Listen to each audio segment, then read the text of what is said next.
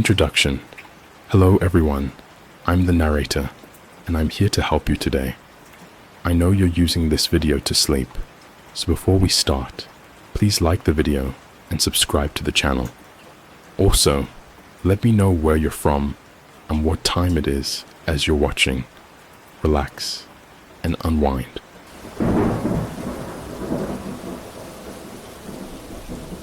The smell hit me first. Acrid and metallic, it filled my nostrils as soon as I opened the door to room 213. My hand froze on the doorknob, every instinct screaming at me to turn and run. But I was the night manager, and it was my job to check on guests who hadn't been seen for days.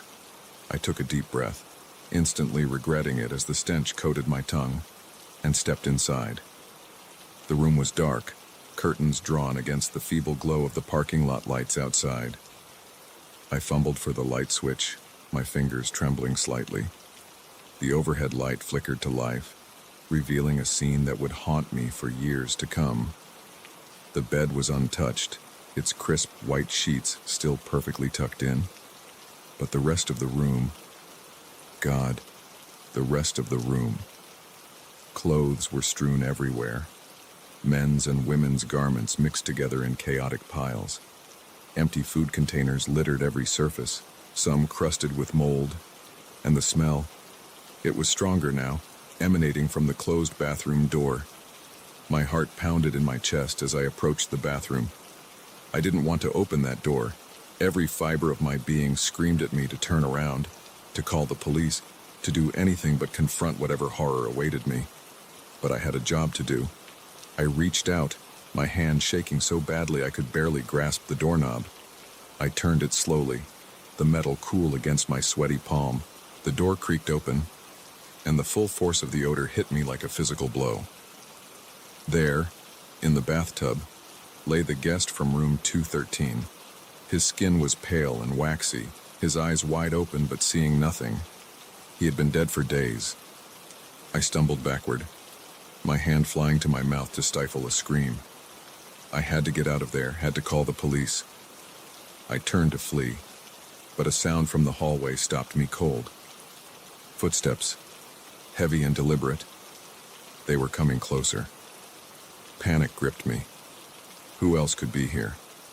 The guest was dead and no one else had access to this floor. I looked around frantically, searching for a weapon, anything I could use to defend myself. The footsteps stopped just outside the door. I held my breath, praying they would move on. But then I heard it, the soft scrape of a keycard being inserted into the lock.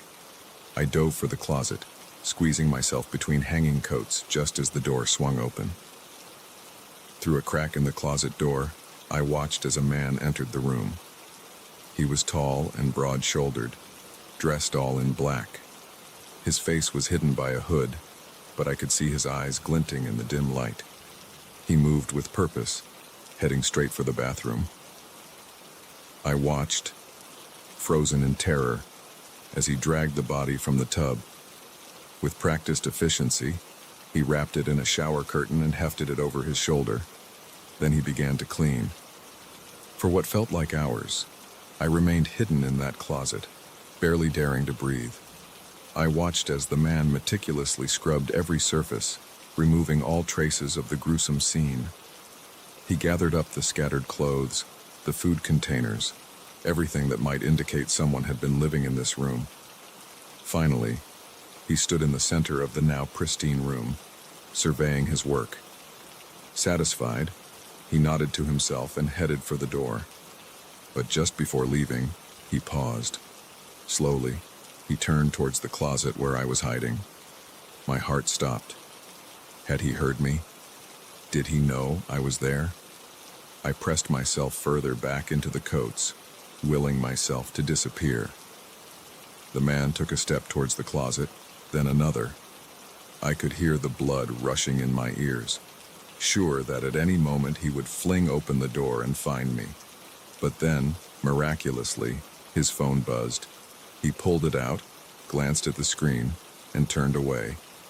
Without another look back, he left the room, taking the body with him. I waited until I couldn't hear his footsteps anymore before I allowed myself to breathe again.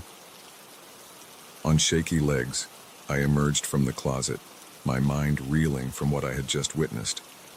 What was I supposed to do now? If I called the police, would they even believe me?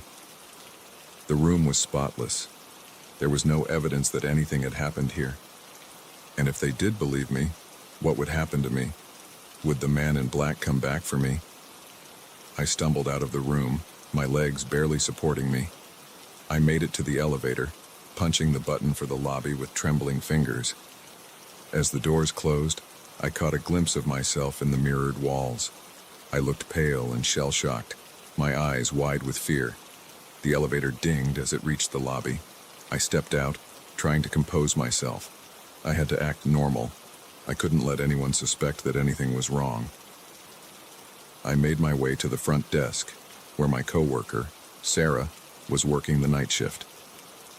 "Everything okay, Mike?" she asked, concern evident in her voice. "You look like you've seen a ghost." I forced a smile, hoping it didn't look as fake as it felt. "Just tired," I lied. "Long night, you know." She nodded sympathetically. "Why don't you take a break? I can handle things for a bit." I mumbled my thanks and retreated to the break room. Once there, I collapsed into a chair, my mind racing. What was I going to do? I couldn't just pretend nothing had happened. But if I spoke up, would anyone believe me? And more importantly, would I be putting myself in danger? I pulled out my phone, staring at the screen. I should call the police. It was the right thing to do. But my finger hovered over the keypad, unable to dial. Just then, the door to the break room opened. I quickly pocketed my phone, trying to look casual. It was Carl, one of our security guards. "Hey, Mike," he said, heading for the coffee machine. "Quiet night?" I nodded, not trusting myself to speak. Carl poured himself a cup of coffee, then turned to me with a concerned look. "You okay? You look a bit pale." I opened my mouth to reassure him, but the words stuck in my throat. Before I knew it, everything came spilling out. The body in room 213, the man in black, the cleanup. Carl listened in silence, his face growing more serious with each word. When I finished, he set down his coffee cup and looked me straight in the eye. "Mike," he said slowly, "are you sure about what you saw?" I nodded emphatically. "I know it sounds crazy, but I swear it's true. We have to call the police." Carl held up a hand. "Hold on. Let's think this through. You said the room was cleaned, right? No evidence left behind?" I nodded again, confused by his reaction. "And you're the only witness," he continued. "No one else saw anything?" "No, but then it's your word against, well, nothing." Think about it, Mike. If we call the police, what are they going to find? An empty, clean room, no body, no evidence of a crime. And you, claiming to have seen something impossible. I felt a chill run down my spine. He was right. It did sound impossible. Who would believe me? "But we can't just do nothing," I protested weakly. Carl sighed, running a hand through his hair. "Look, I've been working security for a long time. I've seen things that it's better not to get involved with. My advice, forget what you saw, for your own safety." I stared at him, shocked. "You want me to just pretend it never happened?" He nodded grimly. "Sometimes, that's the safest thing to do. Trust me, Mike, you don't want to get mixed up in this." With that, he picked up his coffee and left, leaving me alone with my thoughts. I sat there for a long time, wrestling with my conscience. Part of me knew that Carl was right. Speaking up could be dangerous, but another part of me couldn't bear the thought of letting a murderer go free. In the end, I made my decision. I pulled out my phone and dialed 911. As I waited for someone to answer, I tried to calm my racing heart. I didn't know what would happen next, but I knew I couldn't live with myself if I stayed silent. 911, what's your emergency?" A calm voice answered. I took a deep breath. I need to report a murder, I said, my voice shaking slightly. At the Sunset Inn, room 213. As I began to recount my story, I couldn't shake the feeling that I was being watched. I glanced around the empty break room, half expecting to see the man in black standing there. But I was alone. For now, I didn't know what the future held, but I knew one thing for certain. My life would never be the same after tonight. The horror of room 213 would stay with me forever, a dark secret that threatened to consume me. But I had made my choice. Now, all I could do was hope it was the right one. The headlights of my beat-up Corolla cut through the darkness, illuminating sheets of rain cascading onto the empty highway. I never pick up hitchhikers, but tonight was different. I couldn't leave someone out there in this storm. How was I to know that one act of kindness would turn into a nightmare? It had been a long day at work, and all I wanted was to get home, curl up with a good book, and forget about the world for a while. The storm had come out of nowhere, transforming the usually busy highway into a desolate stretch of asphalt. I squinted through the windshield, the wipers working overtime to clear my view. That's when I saw him. A lone figure stood on the side of the road, arm outstretched, thumb pointed hopefully towards the sky. Even from a distance, I could see he was soaked to the bone, his clothes clinging to his body like a second skin. I felt a pang of sympathy. No one should be out in weather like this. I slowed down, my tires hissing on the wet road as I pulled over to the shoulder. The man jogged towards my car, hunched against the wind and rain. I leaned over and popped open the passenger door. "Thank you," he said as he climbed in, water dripping from his clothes onto my upholstery. I thought I was going to be out there all night. "No problem," I replied, trying to sound friendly despite the unease creeping up my spine. Where are you headed?" "Just up the road a ways," he said vaguely, rubbing his hands together for warmth. "I really appreciate this."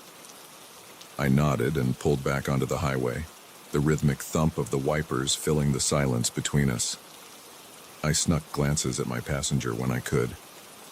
He was younger than I'd initially thought, maybe mid-20s, with dark hair plastered to his forehead and a scruffy beard. His eyes darted around nervously, never settling on one spot for long. "So," I said, trying to break the tension, "what brings you out on a night like this?" He hesitated for a moment before answering. "Car broke down a few miles back. Couldn't get a signal on my phone to call for help." Something about his story didn't sit right with me, but I couldn't put my finger on why. Maybe it was the way his eyes wouldn't meet mine, or the slight tremor in his voice. I pushed the thought aside, chalking it up to my own paranoia. "That's rough," I said. "Lucky. I came along when I did, huh?" He nodded, a small smile playing at the corners of his mouth. "Yeah, lucky." We drove in silence for a while, the only sounds the pounding rain and the occasional rumble of thunder. I kept my eyes on the road, but I could feel him watching me. The hairs on the back of my neck stood up, and I gripped the steering wheel tighter. "Mind if I turn on the radio?" I asked, desperate to fill the silence. "Go ahead," he said. I reached for the dial, but as I did, I caught a glimpse of something that made my blood run cold. In the glow of the dashboard lights, I saw a dark stain on the sleeve of his jacket. It looked like blood. My mind raced. Had he been injured when his car broke down? Or was there a more sinister explanation? I tried to keep my breathing steady, not wanting to let on that I'd noticed anything amiss. "So," I said, my voice sounding strained even to my own ears, "where exactly am I taking you?" He shifted in his seat, and I saw his hand move towards his pocket. "Just keep driving," he said, his tone suddenly cold and commanding. "I'll let you know when to stop." My heart pounded in my chest as the realization hit me. This man wasn't just a stranded motorist. He was dangerous, possibly even a fugitive, and I was alone with him on a deserted highway in the middle of a storm. I ran through my options, each one seeming more impossible than the last. I could try to overpower him, but he was bigger than me, and who knew what he had in his pocket? I could crash the car intentionally, but at these speeds, that was as likely to kill me as it was to stop him. "Look," I said, trying to keep my voice calm.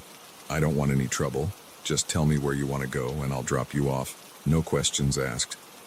He laughed, a harsh, humorless sound that sent chills down my spine. "It's a little late for that, don't you think?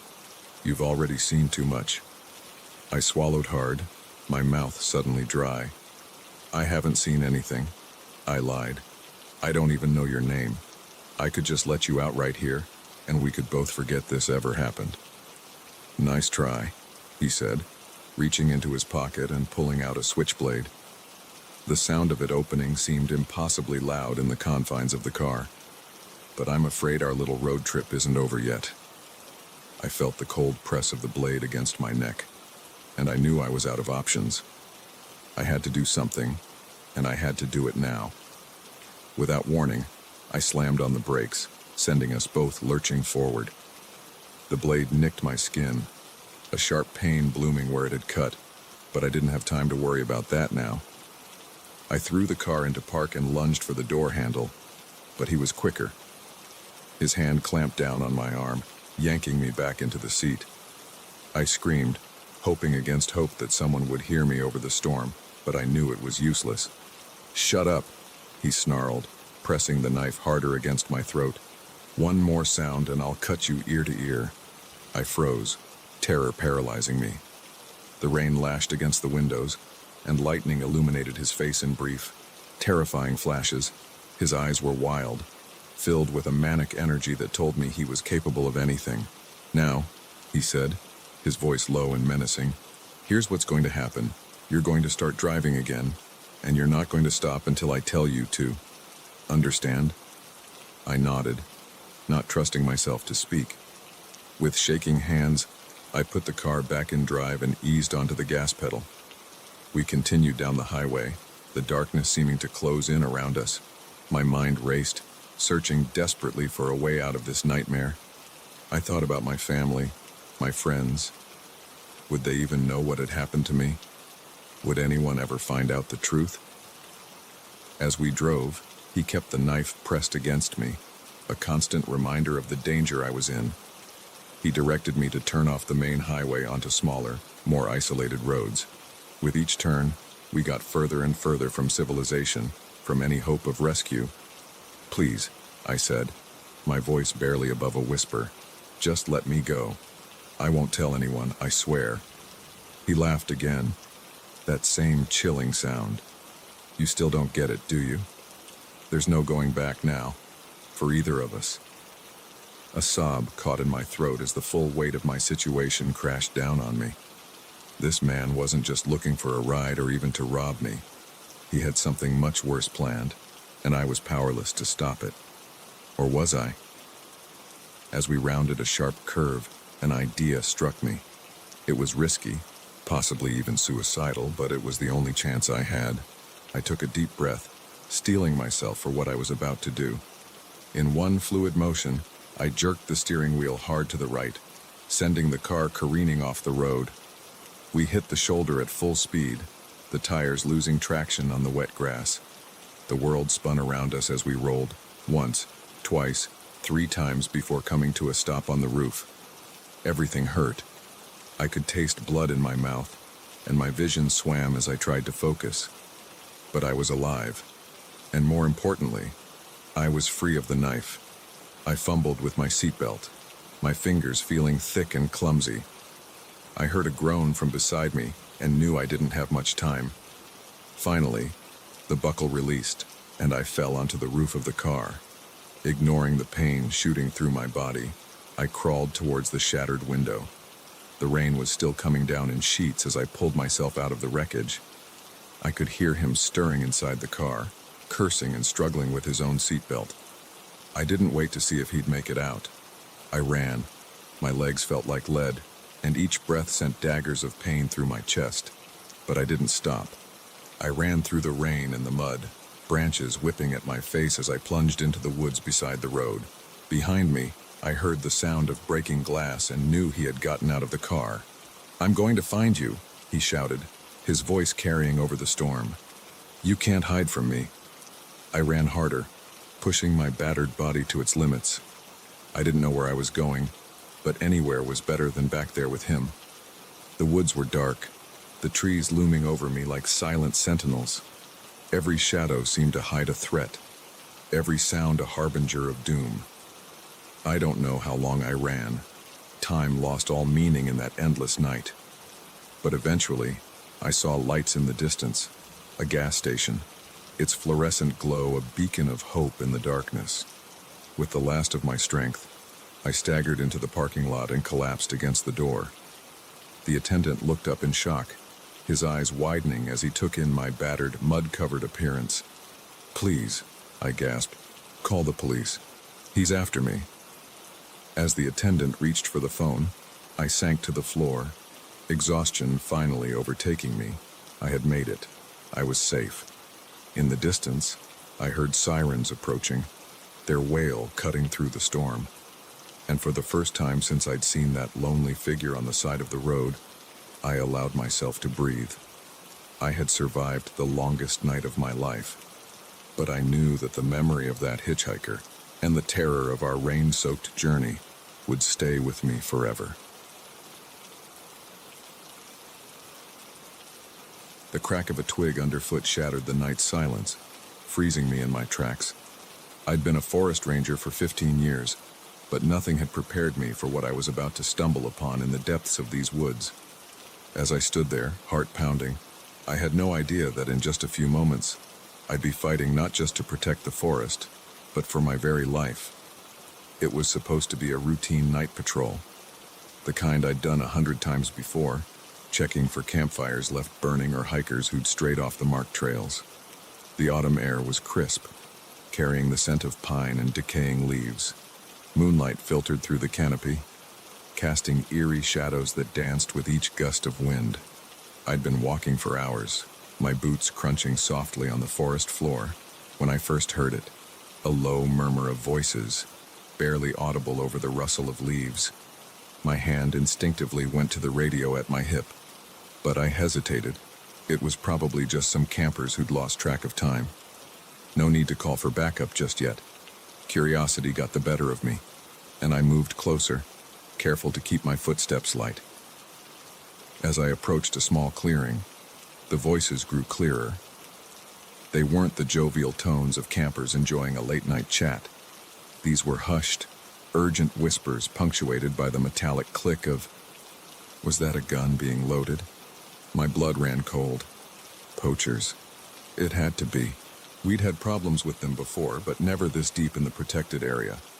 I crouched behind a thick oak tree, peering around its trunk into the clearing. What I saw made my stomach lurch.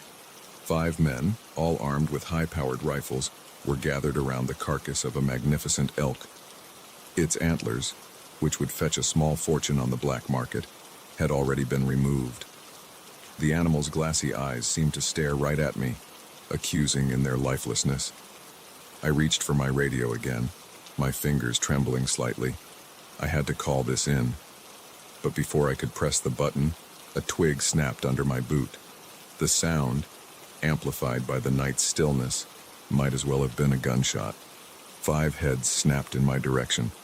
For a heartbeat, time stood still. Then chaos erupted.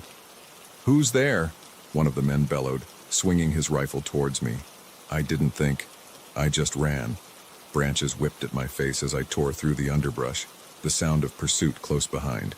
My lungs burned, and my legs screamed in protest. But terror kept me moving. A shot rang out, the bullet splintering bark inches from my head. I ducked instinctively, losing my footing on the uneven ground. I tumbled down a small embankment, leaves and twigs catching in my hair and clothes. For a moment, I lay there, winded and disoriented. The voices of the poachers grew closer. I scrambled to my feet, ignoring the ache in my side where I'd hit a rock during my fall. I couldn't outrun them forever. I needed a plan. My eyes fell on a hollow log a few yards away. It was a desperate move. but it was all I had. I dove for it, squeezing my body into the tight space just as flashlight beams cut through the darkness. "He went this way," a gruff voice called out. "Spread out. Find him." I held my breath, pressing myself further into the log. Leaves and who knows what else clung to my sweaty skin, but I didn't dare move to brush them away. The beam of a flashlight swept over my hiding spot, and I silently prayed the shadows would conceal me. "Nothing here," someone muttered, frustratingly close. Maybe he doubled back. "Doesn't matter," another voice replied. "We need to clear out. Now, before more rangers show up." I listened as their footsteps receded, hardly daring to believe my luck. But I knew better than to move just yet. Minutes ticked by, each one feeling like an eternity. Only when the forest had been silent for a solid 10 minutes did I finally ease myself out of the log. My muscles protested as I stood, stiff from being cramped in such a small space. I took a moment to get my bearings, realizing I'd run further than I thought in my panic. The poachers' camp was at least a mile back, in the opposite direction from where they'd been searching for me.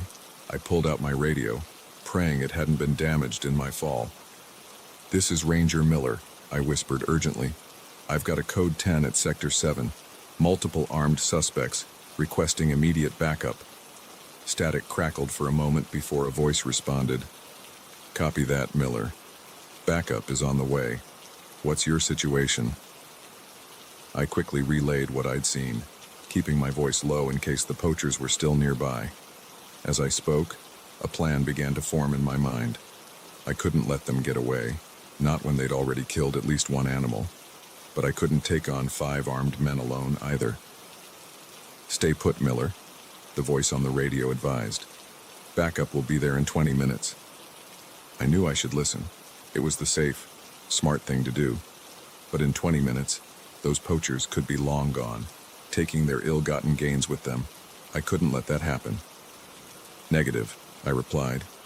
"I'm going to track them. They're heading east, towards the old fire road. I'll keep my distance and update on their location." Ignoring the protests from my radio, I set off in the direction I'd last seen the poachers heading. The adrenaline was wearing off, and every step sent jolts of pain through my bruised body. But I pressed on, driven by a mixture of duty and anger at what these men were doing to the forest I'd sworn to protect. As I moved through the trees, I strained my ears for any sound of the poachers. It wasn't long before I heard the low rumble of engines. They must have vehicles waiting on the fire road. I picked up my pace, my heart racing. I had to get there before they left. As I neared the edge of the tree line, I could make out the shapes of 2 pickup trucks. The poachers were loading their gear, arguing in hushed but heated tones. "We should have found that ranger," one of them growled. "He's probably called for backup by now." "Shut up and load faster," another snapped. "We'll be long gone before anyone else shows up." I needed to slow them down, give my backup time to arrive. My eyes fell on their truck tires, and an idea formed. It was risky, but it was all I had. Keeping low, I circled around to the back of the trucks. The poachers were distracted, focused on loading their illegal haul. I pulled out my pocket knife, took a deep breath, and darted out from my cover. The first tire went down with a soft hiss. I moved to the second, then the third. I was halfway through the fourth when a shout went up. "Hey, stop right there." I didn't stop. I didn't even look up. I just ran, zigzagging between the trees as bullets whizzed past me. The forest, which I knew like the back of my hand, was my only advantage now. I dove behind a large boulder, gasping for breath. The sound of pursuit was close behind, but not as close as before. They were hesitating, unsure of where I'd gone in the darkness. "Come out, Ranger," one of them called. "We just want to talk." "Yeah? Right. I'd seen what they did to elk. I didn't want to find out what they'd do to a human who'd caught them in the act." I was considering my next move when a new sound cut through the night. Sirens. My backup had arrived, and judging by the amount of noise, they'd brought the whole cavalry. The poachers' curses filled the air, followed by the sound of running feet as they scattered. I sagged against the boulder, relief washing over me. It was over. As red and blue lights flooded the area, I stepped out from my hiding place, hands raised to identify myself to my fellow officers. In moments, I was surrounded by concerned colleagues, their questions coming rapid fire. But my eyes were drawn to the trucks, where officers were already securing evidence and the poachers' ill-gotten gains. Among the items being cataloged, I saw the magnificent antlers of the elk I'd seen earlier. It hadn't died in vain. Its killers would face justice. As I was led to a waiting ambulance to be checked over, I couldn't help but feel a mix of exhaustion and triumph. The forest was safe, at least for tonight. And as for me, well, I had a feeling my next few patrols would be a lot less routine, but that was okay. After all, protecting this forest and all its inhabitants was more than just a job. It was my calling. And no matter what dangers lurked in the shadows, I'd always be ready to answer that call.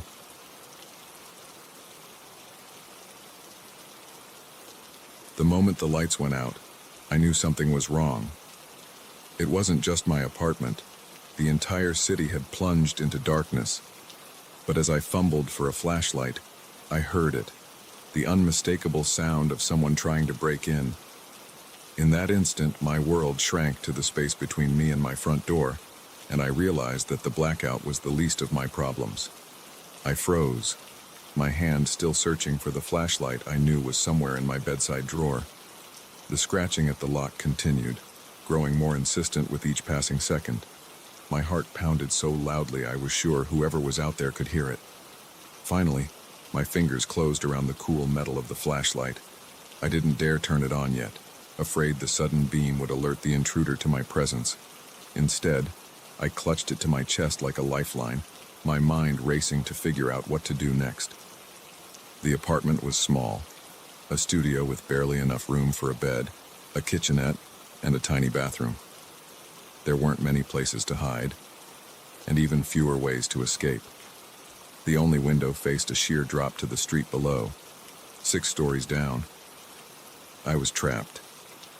The scratching stopped, replaced by a soft click that sent ice through my veins. They were in. I heard the door swing open, the hinges creaking slightly.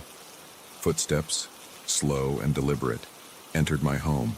I held my breath, pressing myself against the wall beside my bed, praying that the darkness would conceal me. "I know you're in here," a voice called out, low and menacing. It was a man's voice, rough and unfamiliar. "Why don't you come out and make this easy on both of us?" I didn't move, didn't breathe. Maybe if I stayed perfectly still, he would think the apartment was empty and leave. But he didn't leave. Instead, I heard him moving around, opening drawers, rummaging through my belongings. Each sound was amplified in the darkness, my senses hyper-aware of every movement. I needed to do something. I couldn't just sit there and wait for him to find me. Slowly, carefully, I began to inch my way along the wall, towards the kitchenette. If I could make it there, I might be able to arm myself with a knife. My foot caught on something, probably a shoe I'd left out, and I stumbled slightly. The noise, though small, seemed to echo in the silent apartment. The intruder's movements stopped. "There you are," he said, his voice closer now. Too close. Panic surged through me. I abandoned stealth and scrambled towards the kitchen, my hands outstretched in the darkness. I heard him behind me, his footsteps quick and purposeful. My hip slammed into the edge of the counter, sending a jolt of pain through my body. But I didn't stop. My hands frantically searched the countertop, knocking over dishes in my desperation to find a weapon. Finally, my fingers closed around the handle of a knife. I spun around, brandishing it in front of me, and flicked on the flashlight.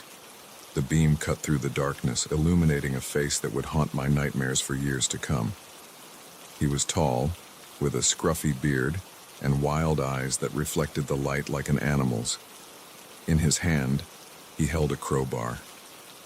"Stay back," I warned, my voice shaking despite my efforts to sound brave. "I've called the police. They'll be here any minute." He laughed. A harsh sound that sent chills down my spine. No, you haven't. The phones are down, sweetheart. It's just you and me. He took a step forward, and I retreated, my back pressing against the counter. The knife trembled in my grip, the flashlight beam dancing erratically across the room. "What do you want?" I asked, trying to buy time to think of a way out of this nightmare. "What does anyone want?" he replied, gesturing around the apartment. "Money, valuables, maybe a little company during this long, dark night." The implication in his words made my stomach turn. I tightened my grip on the knife, knowing I would use it if I had to. He must have seen the resolve in my eyes because his expression hardened. "Don't do anything stupid," he warned. "Just give me what I want, and I'll leave. No one has to get hurt." But I knew better. If I gave in, if I let him take control, I might not make it out of this alive. I had to fight. In one desperate move, I lunged forward, slashing with the knife. He jerked back, the blade missing him by inches. The flashlight beam wavered, plunging us momentarily into darkness. He snarled, anger replacing the false charm he'd worn before. The crowbar swung through the air, narrowly missing my head as I ducked. I felt the whoosh of it passing over me, heard it crack against the cabinets behind me. I scrambled away, trying to put distance between us. But in the darkness, I lost my orientation. I tripped over something, a chair maybe, and went sprawling to the floor. The knife clattered away, lost in the darkness. Pain shot through my knee where I'd hit the hardwood, but I didn't have time to dwell on it. I could hear him coming, his breathing heavy with exertion and rage. I crawled frantically, my hands searching for anything I could use as a weapon. They closed around something solid. A book, I realized. Not much of a weapon, but it was all I had. As his footsteps drew nearer, I tensed, waiting for the right moment. When I sensed him right above me, I swung the book with all my might. It connected with a satisfying thud, and I heard him grunt in pain. Taking advantage of his momentary disorientation, I scrambled to my feet and ran. But where could I go? The front door was still open, I could make a run for it. But the hallway would be dark too, and he might catch me before I could reach the stairs. The bathroom, I decided. I could lock myself in, maybe climb out the small window if I had to. I slammed the bathroom door shut behind me, fumbling with the lock in the darkness. Just as I heard it click into place, a body slammed against the other side. "Open this door!" he roared, pounding on the wood. "Open it now, or I swear I'll break it down." I backed away, my eyes darting around the small space, looking for an escape route. The window was tiny, barely big enough for me to squeeze through, but it was my only option. As the pounding on the door grew more frantic, I climbed onto the toilet, reaching for the window latch. It was stiff with disuse, resistant to my trembling fingers. A loud crack split the air as the bathroom door began to splinter. I redoubled my efforts, finally managing to wrench the window open. Cool night air rushed in, carrying with it the sounds of the city in chaos. Car alarms blared in the distance, and I could hear shouts from the streets below. The door gave way with a final, thunderous crash. I didn't look back, didn't hesitate. I pushed myself through the window, ignoring the scrape of the frame against my skin. For a terrifying moment, I was suspended in space, half in and half out of the window. Then I felt hands grasping at my legs, trying to pull me back in. With a final, desperate push, I tumbled out of the window. My stomach lurched as I fell, certain that this was the end.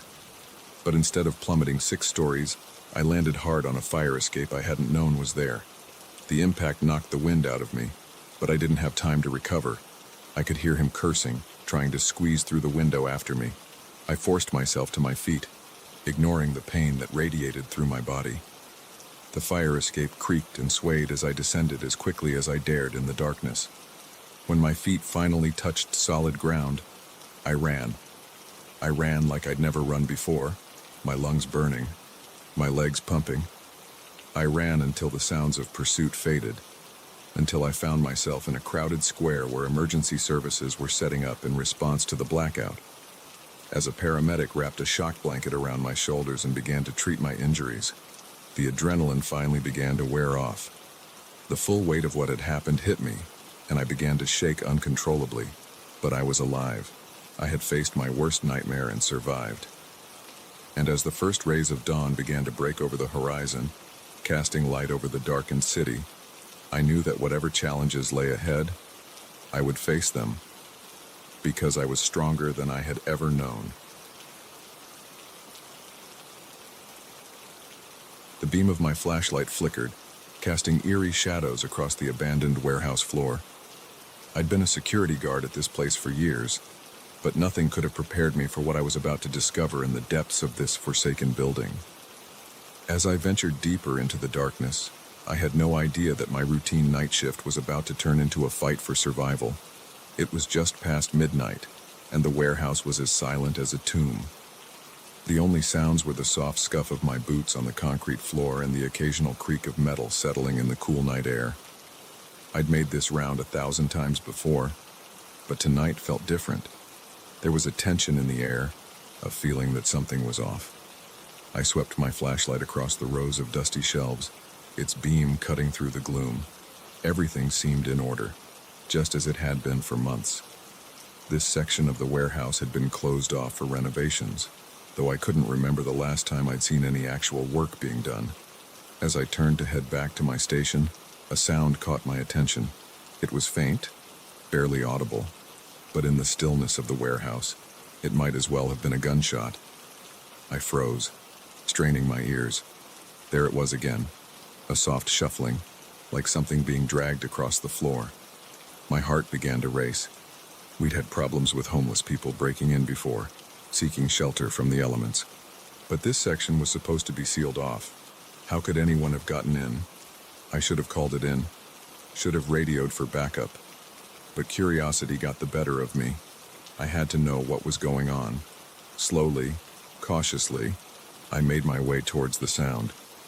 It was coming from behind a stack of old crates, piled high against the far wall. As I got closer, I could hear whispered voices, urgent and low. I edged around the crates, my flashlight beam sweeping the area.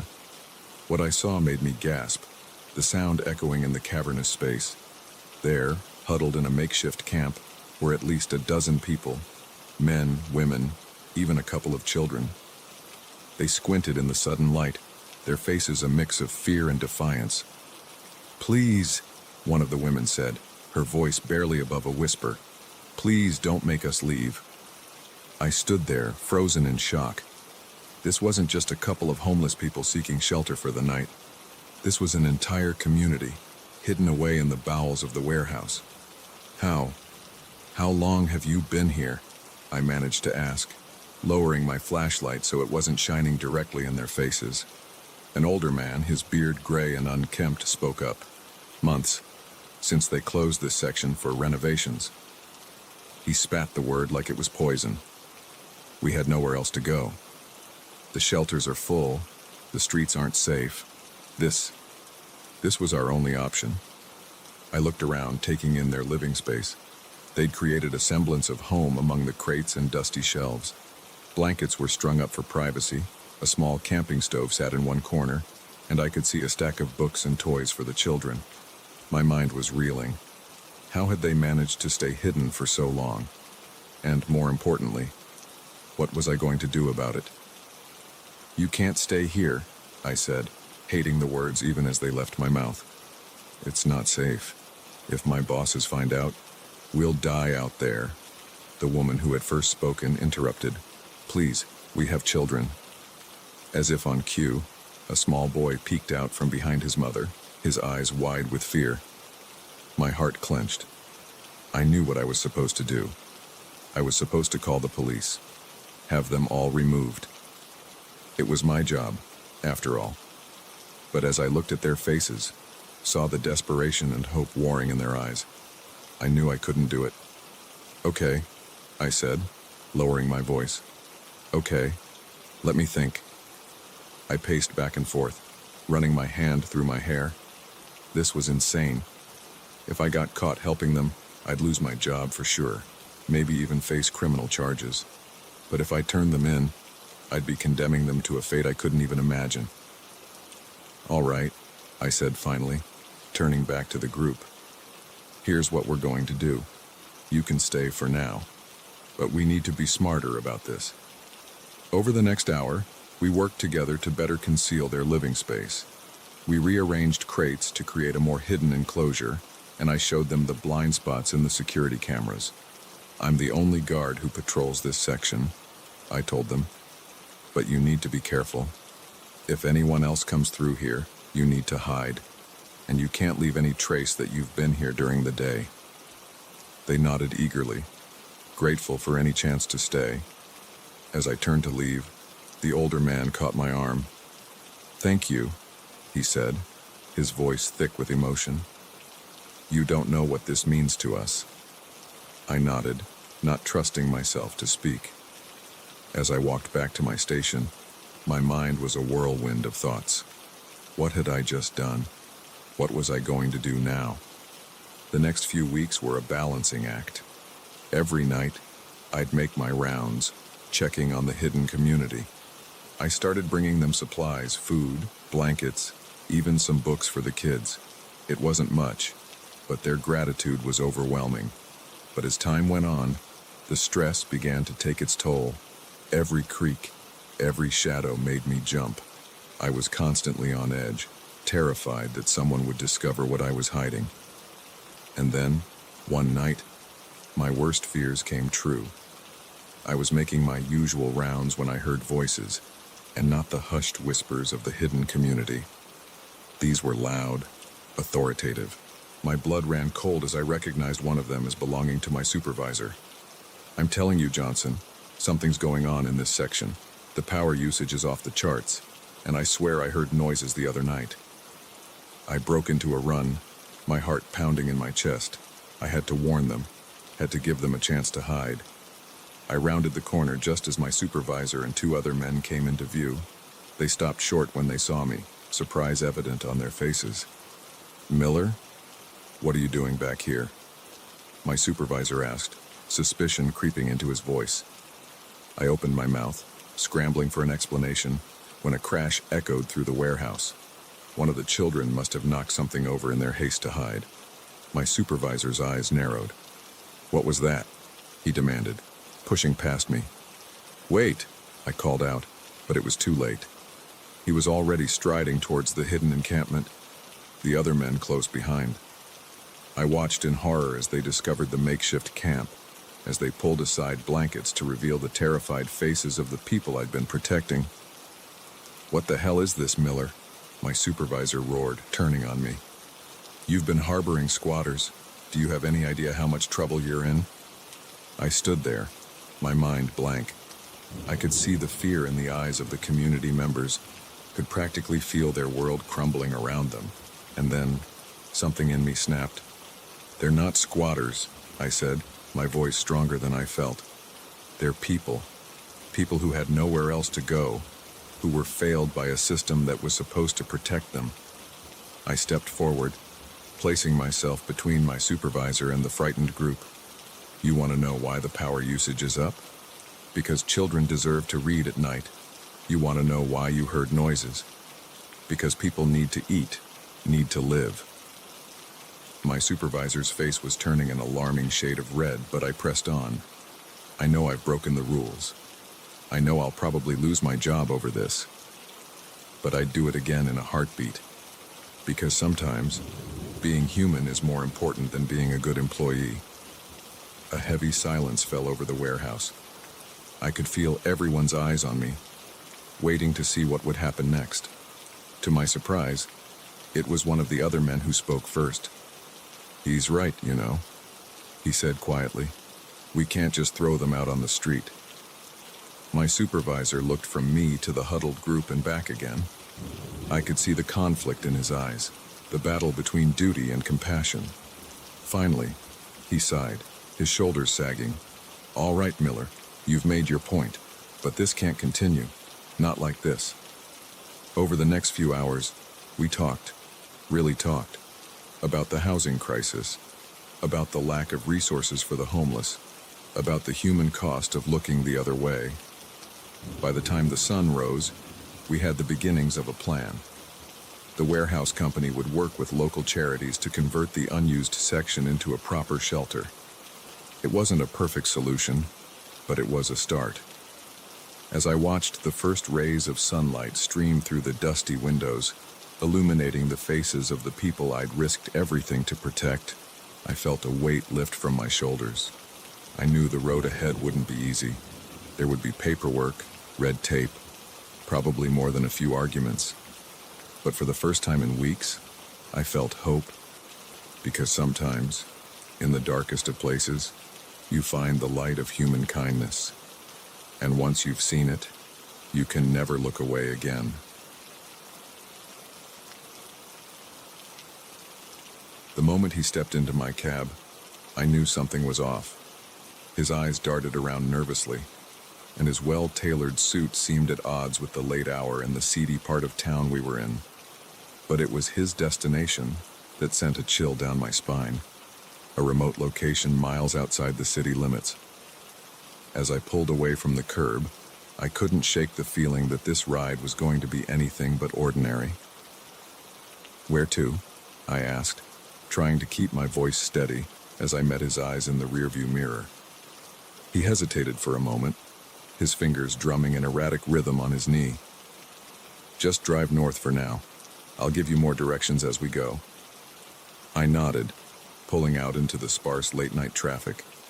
The streets were slick with recent rain, neon signs reflecting in puddles as we passed.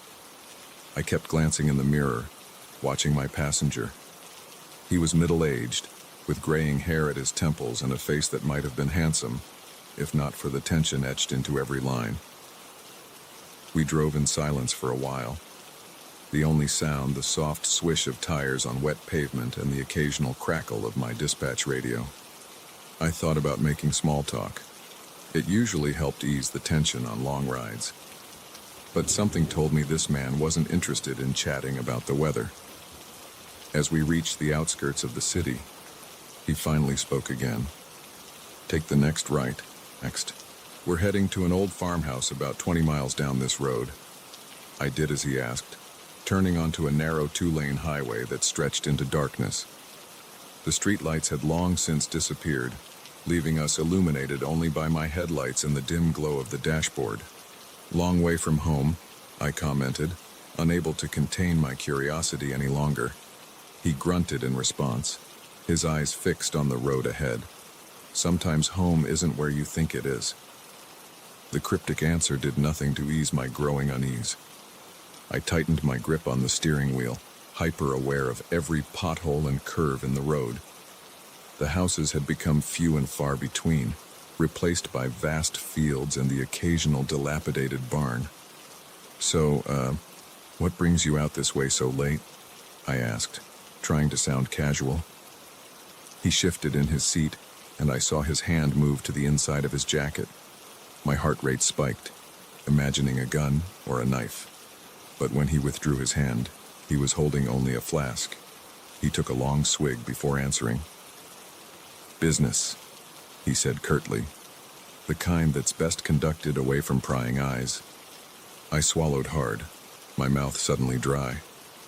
What kind of business required this level of secrecy? Nothing legal, that was for sure.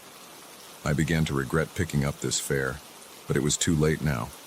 We were miles from anywhere, and the fare would be substantial. I needed the money too badly to turn back now. The minutes ticked by, each one feeling longer than the last. The silence in the cab was oppressive, broken only by the occasional static from my radio. I fiddled with it, hoping for some connection to the outside world, but we were too far out. Nothing but dead air. "Turn here," my passenger said suddenly, pointing to a dirt road I would have missed if not for his direction. I slowed the cab, turning onto the rutted path. My headlights illuminated a sign, weathered and faded. "No trespassing. Private property." "You sure this is the right way?" I asked, unable to keep the nervousness from my voice. He leaned forward, his face uncomfortably close to mine. I'm sure. Keep driving. The dirt road seemed to go on forever, winding through dense woods. Branches scraped against the sides of the cab, and more than once I winced at the sound of rocks pinging against the undercarriage. If we got stuck out here, we'd be in real trouble. Finally, the trees gave way to a clearing. In the center stood an old farmhouse, its paint peeling and shutters hanging askew. No lights were on, and there were no other cars in sight. It looked like it hadn't been lived in for years. "Stop here," my passenger ordered. I brought the cab to a halt, the engine idling loudly in the stillness of the night. He made no move to get out, instead leaning back in his seat and closing his eyes. Sir," I ventured after a moment. "We've arrived. That'll be $87.50. His eyes snapped open, fixing me with an intense stare. "We're not done yet. Turn off the engine and wait here." A cold knot of fear formed in my stomach. "Look, mister, I don't know what's going on here, but I'm not comfortable with this. Why don't I just take you back to town and we'll call it even?" His hand disappeared into his jacket again, and this time when it emerged, it was holding a gun. My breath caught in my throat as he pointed it steadily at me. "Turn off the engine," he repeated, his voice deadly calm. "And don't even think about trying to radio for help. There's no signal out here." With shaking hands, I turned the key, plunging us into silence. The only light now came from the moon, casting eerie shadows across the overgrown yard. "Good," he said, lowering the gun slightly but not putting it away. "Now we wait." "Wait for what?" I asked, my voice barely above a whisper. He didn't answer, his eyes scanning the darkness outside. I followed his gaze, straining to see what he was looking for. Minutes passed, each one feeling like an eternity. Then I saw it. A flicker of movement at the edge of the woods. Another car was approaching, its headlights off. It pulled up beside us, and two men got out. Even in the dim light, I could see they were armed. My passenger finally opened his door, stepping out to meet them. They spoke in low voices, too quiet for me to hear. I sat frozen in my seat, afraid to move, afraid to even breathe too loudly.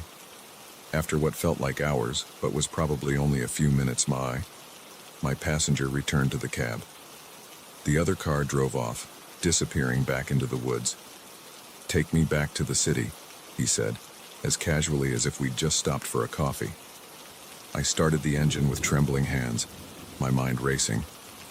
What had I just witnessed? A drug deal? Some kind of illegal weapons exchange?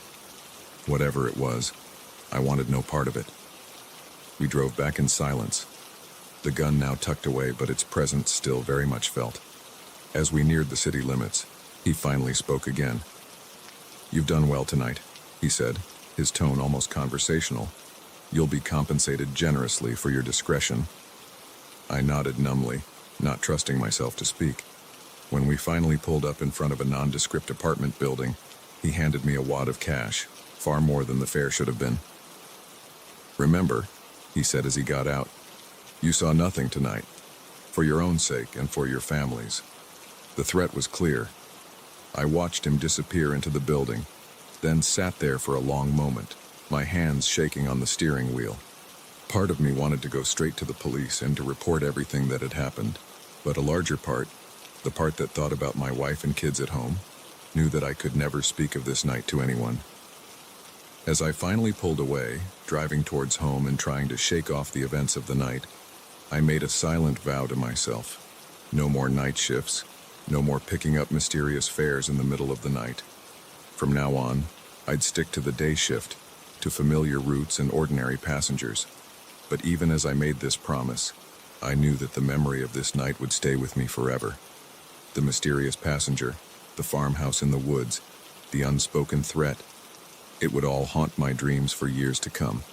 And every time I picked up a fare, I'd wonder, is this just another ride, or the beginning of another nightmare?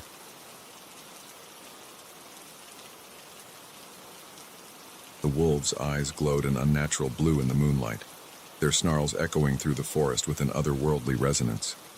As a wildlife biologist, I'd studied these creatures for years, but nothing in my experience could explain what I was witnessing. Little did I know, My search for answers would lead me into a nightmare beyond my wildest imagination. I'd been tracking this particular pack for months, fascinated by their unusual behavior patterns. They were more coordinated than any wolves I'd ever observed, hunting with an almost military precision.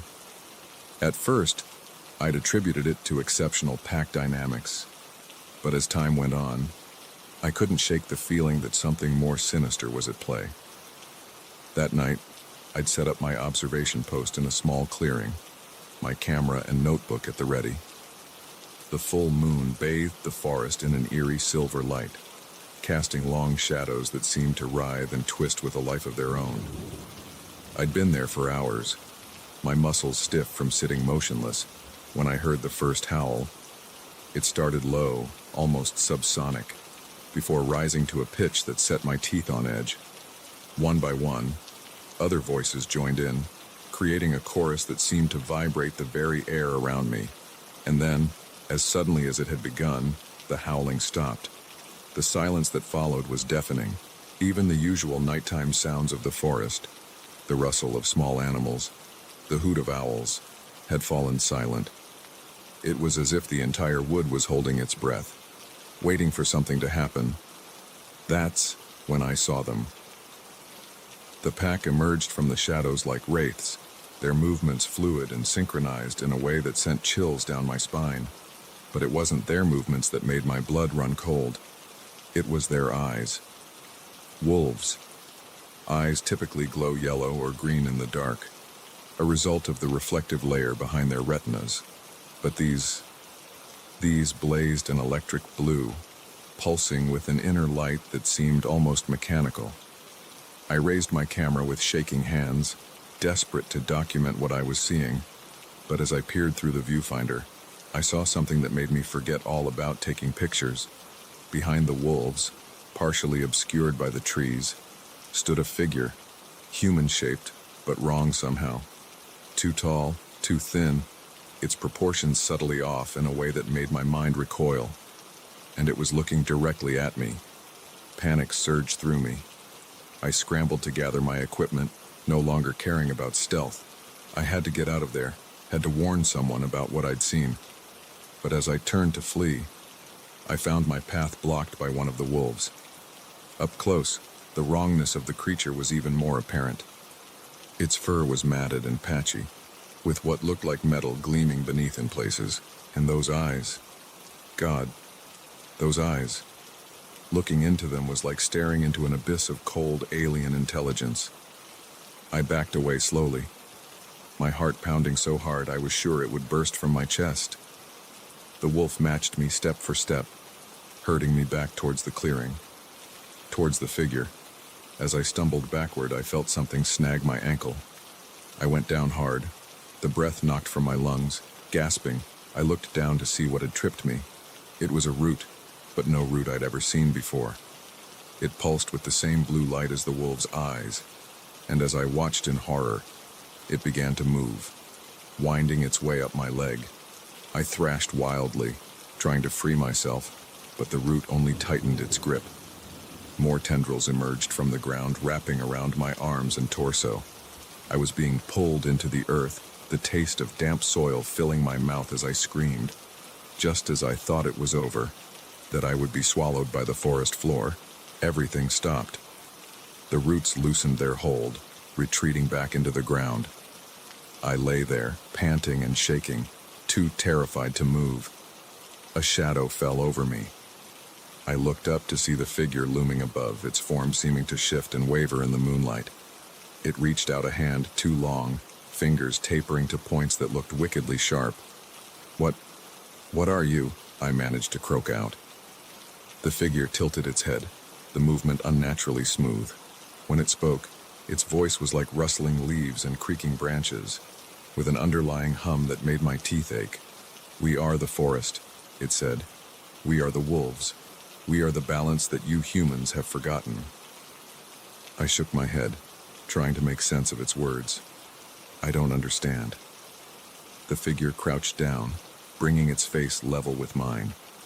I could see now that what I had taken for a face was more like a mask, carved from bark and lit from within by that eerie blue glow. Your kind has forgotten the old ways, it continued. You take and take, never giving back. You've upset the balance. We are here to restore it. As it spoke, more figures emerged from the trees. Some looked human-like, others were more animal in form, and still others defied description altogether.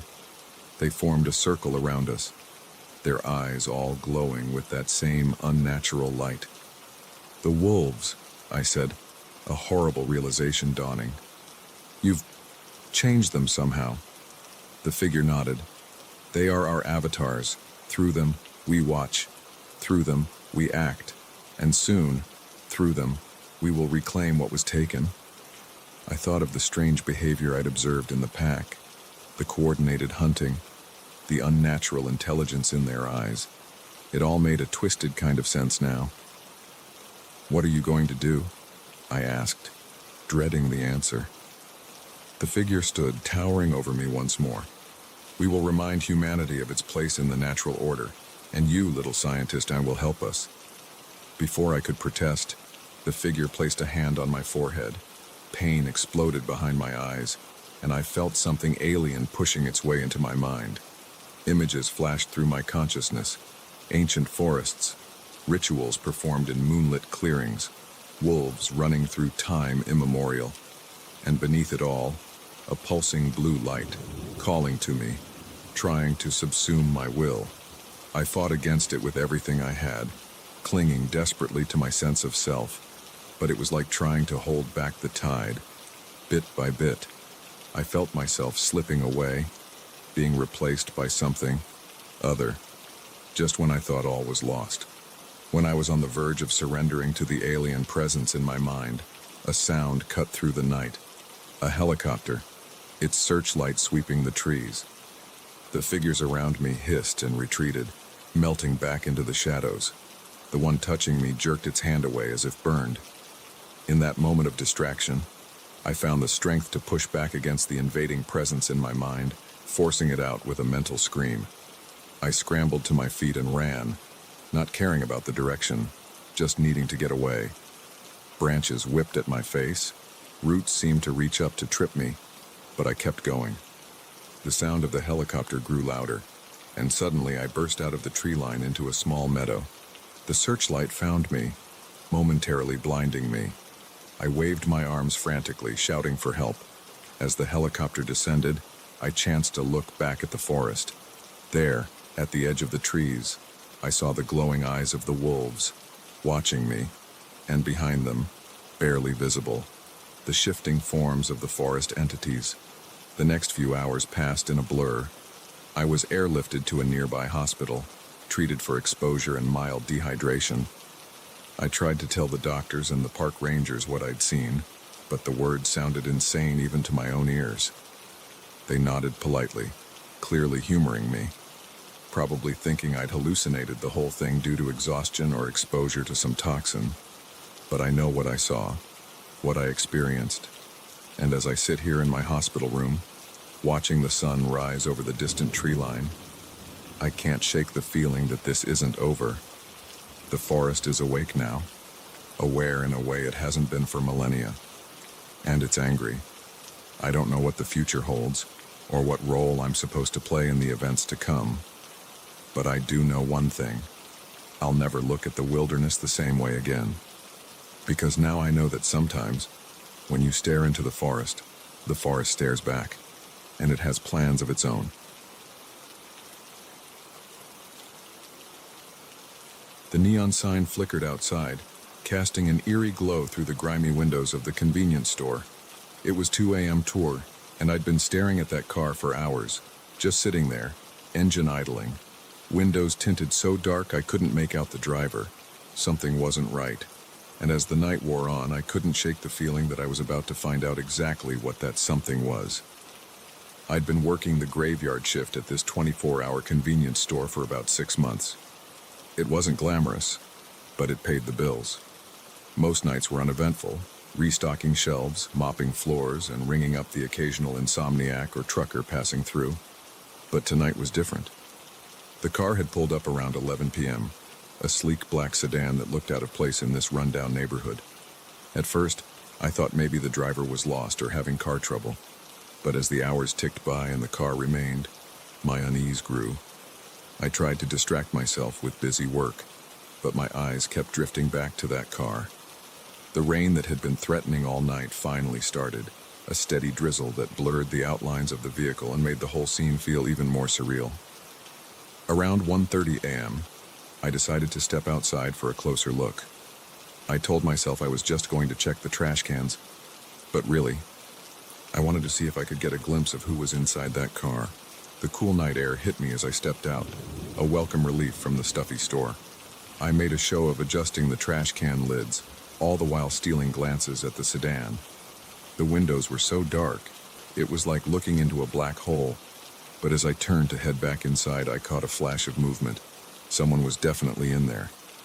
Back behind the counter, I debated calling the cops, but what would I tell them? That a car had been parked outside my store for a few hours? They'd probably laugh it off. No, I decided to wait it out. My shift ended at 6 a.m. Surely the car would be gone by then. But at 2:30 a.m., everything changed. The car door opened, and a man stepped out. Even from a distance, I could tell he was agitated. He paced back and forth beside the car, running his hands through his hair and muttering to himself. Then, abruptly, he turned and headed straight for the store. My heart began to race. I'd seen my fair share of strange customers, but something about this guy set off every alarm bell in my head. As he got closer, I could see his eyes were wild, darting around frantically. His clothes were rumpled like he'd been wearing them for days, and there was a faint tremor in his hands. The bell above the door jingled as he entered, the sound unnaturally loud in the quiet store. He stood just inside the doorway for a moment, scanning the aisles before his gaze settled on me. "Gar's evening," I said, trying to keep my voice steady. "Can I help you with something?" He didn't respond right away, just stared at me with those unsettling eyes. Then, slowly, he began to approach the counter. "You ever feel like you're being watched?" he asked, his voice low and intense. I swallowed hard, not sure how to respond. I guess sometimes. Nature of the job, you know?" He leaned in closer, and I caught a whiff of stale sweat and something else I couldn't quite place. "No, not like that. I mean really watched.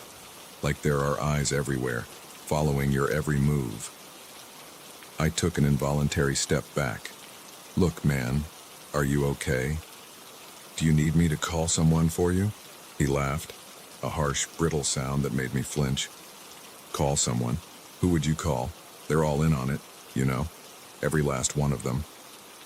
My hand inched towards the panic button under the counter. We'd never had to use it before, but right now I was seriously considering it. "Why don't you tell me what's going on?" I said, trying to keep my voice calm. "Maybe I can help." His eyes narrowed. "Help? You want to help me?" He reached into his jacket, and for one heart-stopping moment, I thought he was going to pull out a gun. Instead, he produced a crumpled piece of paper. He smoothed it out on the counter, revealing a mess of scribbled notes and diagrams. "Look," he said, jabbing his finger at the paper. "It's all connected. The government, the corporations, even the damn weather. They're controlling everything, manipulating us like puppets." I nodded slowly, not taking my eyes off him. "That must be scary," I said cautiously. "Scary," he repeated, his voice rising. "It's terrifying. Do you have any idea what they're capable of? What they'll do to keep their secrets?" He was practically shouting now, his face flushed and spittle flying from his mouth. I glanced towards the door, praying for another customer to walk in, but the street outside remained deserted. "Sir," I said, trying to keep my voice firm, "I'm going to have to ask you to calm down. You're scaring me." For a moment, he looked taken aback, as if he'd forgotten where he was. Then his expression hardened. "Scaring you? You should be scared. We should all be scared. They could be listening right now." He began to pace up and down in front of the counter, muttering to himself. I watched him warily, my hand hovering near the panic button. Part of me wanted to press it, to call for help, but another part was afraid of what he might do if he realized I was trying to alert someone. Suddenly, he stopped pacing and turned to face me. "I need supplies," he said abruptly. "Food, water, batteries. Enough to last for weeks." I nodded, relieved to have something normal to focus on. "Sure, I can help you with that. Why don't you grab a basket and I'll show you where everything is." As we moved through the aisles, filling his basket with canned goods and bottled water, he continued to ramble about conspiracies and hidden agendas. I made non-committal noises, trying to keep him calm while also looking for an opportunity to get back behind the counter. Finally, with his basket full, we returned to the register. As I began to ring up his items, he leaned in close again. "You seem like a good kid," he said, his voice low. "You should get out while you still can. Find somewhere safe and off the grid. They haven't gotten to you yet." I nodded, not trusting myself to speak. My hands shook as I bagged his groceries, acutely aware of how close he was standing. "That'll be $78.50, I said, my voice sounding strained even to my own ears. He pulled out a wad of crumpled bills, peeling off several and handing them to me. As I counted out his change, I noticed his hands were shaking too. "Keep it," he said as I held out the coins. "You might need it more than me soon." With that cryptic statement, he gathered up his bags and headed for the door. I watched him go, my heart still racing. As he reached his car, he turned back to look at the store. For a moment, our eyes met through the window, and I saw something in his gaze that I couldn't quite define. Fear, maybe, or desperation. Then he was gone, the car pulling away with a screech of tires. I stood there for a long time, staring at the empty parking lot, trying to process what had just happened. The rest of my shift passed in a blur. Every time the door opened, I tensed, half expecting to see him return. But it was just the usual early morning crowd. Shift workers grabbing coffee, delivery drivers restocking their routes. As 6 a.m. approached and my replacement arrived, I debated whether to mention the strange encounter. In the light of day, it all seemed a bit surreal. Maybe I had overreacted. Maybe he was just a troubled guy having a bad night. But as I stepped out into the cool morning air, I couldn't shake the feeling that something had changed. The world looked the same, but it felt different somehow, as if a veil had been lifted and I was seeing things I hadn't noticed before. I walked home slowly, my mind replaying the night's events. The man's words echoed in my head. "They haven't gotten to you yet." I shook my head, trying to clear away the paranoid thoughts. It was just the ramblings of a disturbed individual, nothing more.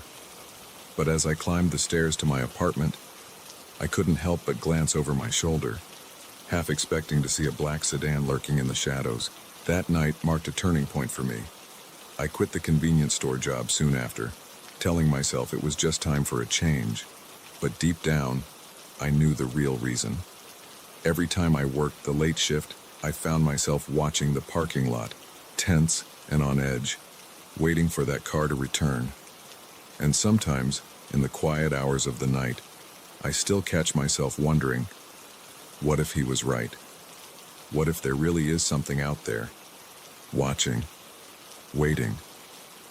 And what do you do when the paranoia starts to make a twisted kind of sense?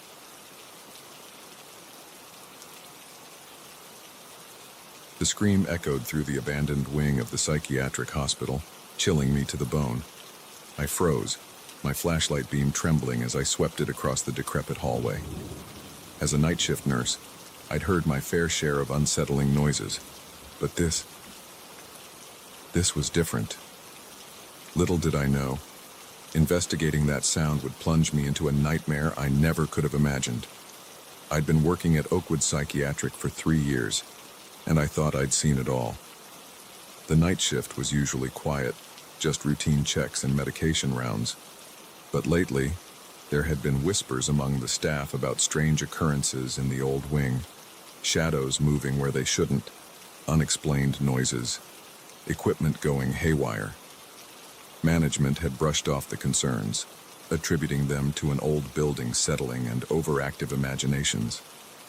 But that night, as I stood rooted to the spot, heart pounding in my chest, I knew this was no figment of imagination. The scream came again, fainter this time, but unmistakably human. It was coming from the abandoned wing, a section of the hospital that had been closed off for renovation months ago. No one was supposed to be in there. I should have called for backup, should have alerted security. But something compelled me to investigate on my own. Maybe it was curiosity, maybe a misguided sense of duty. Whatever it was, I found myself moving towards the sealed-off entrance to the old wing. The door was heavy, its hinges creaking in protest as I pushed it open. The air that rushed out was stale, thick with the scent of dust and decay. I swept my flashlight beam across the corridor, revealing peeling wallpaper and abandoned medical equipment covered in sheets. "Hello?" I called out, my voice echoing in the empty space. "Is anyone there?" No response, just the unsettling silence of a place long abandoned. I took a tentative step forward, then another. The floorboards groaned under my weight, and I winced at each sound, feeling like an intruder in a forgotten world. As I moved deeper into the wing, the atmosphere seemed to change. The air grew colder, and I could have sworn I felt a breeze, despite there being no open windows. My flashlight flickered, the beam weakening, and I silently cursed myself for not checking the batteries before starting my shift. I was about to turn back when I heard it, a soft whimper, coming from one of the rooms down the hall. My heart raced as I approached the partially open door. I pushed it gently, wincing at the creak of rusted hinges. "Hello?" I called again, softer this time. "I'm a nurse. I'm here to help." At first, I saw nothing in the dim light of my failing flashlight. Then, movement in the corner caught my eye. A figure, huddled and shaking, pressed against the wall. I approached slowly, trying to appear non-threatening. "It's okay," I said soothingly. "You're safe now. Can you tell me your name?" The figure lifted its head, and I had to stifle a gasp. It was a man, but his appearance was shocking. His hair was long and matted, his beard unkempt. His eyes, wide and feverish, darted around the room before settling on me. "Sarah," he croaked, his voice hoarse from disuse. I froze. That wasn't my name, but something about the way he said it sent a chill down my spine. "No, I'm not Sarah," I said gently. "My name is Emily. I'm a nurse here. Can you tell me who you are and how you got here?" He shook his head violently. No. You're Sarah. You have to be Sarah. She said you'd come back for me." I took a step closer, my mind racing. This man was clearly confused, possibly delusional. But how had he gotten into this sealed-off wing? And how long had he been here? "Who said I'd come back?" I asked, trying to keep my voice calm. "The doctor," he whispered, his eyes darting to the corners of the room as if expecting someone to materialize from the shadows. "She said if I waited, you'd come back. But you never did. Why didn't you come back, Sarah?" A cold knot formed in my stomach. There was something familiar about this man, something I couldn't quite place. I racked my brain, trying to remember if I'd seen him before. And then it hit me. The missing patient. 6 months ago, right before the old wing was closed for renovations, a patient had disappeared without a trace. The police had investigated, but no leads were ever found. Eventually, it was assumed he had somehow escaped and was living on the streets. But he hadn't escaped. He'd been here all along. "John?" I said, remembering his name from the missing persons report. "John Miller." His eyes widened at the sound of his name. "You do remember me," he exclaimed, a manic grin spreading across his face. "I knew you'd come back, Sarah. I knew you wouldn't leave me here forever." I took a deep breath, trying to stay calm. "John, I'm not Sarah, but I want to help you." We need to get you out of here. Get you checked out by a doctor." His smile faltered. "No," he said, shaking his head. "No, I can't leave. She said I have to stay here. She said it's not safe out there." "Who said that, John?" I asked, though I was beginning to fear I knew the answer. "The doctor," he whispered. "Dr. Ellison." My blood ran cold. Dr. Ellison had been the head psychiatrist of this wing before it was shut down. She had retired shortly after John's disappearance. "John," I said carefully, "Dr. Ellison isn't here anymore. She retired months ago. Whatever she told you, it's not true. It's not safe for you to stay here." He looked at me, confusion and fear warring in his eyes. But she comes to see me every night. She brings me food, tells me stories about the outside world, about how dangerous it is out there." I felt sick. Had Dr. Ellison been keeping this man here all this time? But why? And how had no one noticed? I held out my hand. "John, please, come with me. I promise I'll keep you safe." He hesitated, then slowly reached out. His hand was cold and trembling as it grasped mine. I helped him to his feet, noticing how thin and weak he seemed. We had just reached the door when a voice rang out behind us, stopping me in my tracks. "And where do you think you're going?" I turned, my heart pounding. There, standing in the shadows, was Dr. Ellison. She looked different from how I remembered.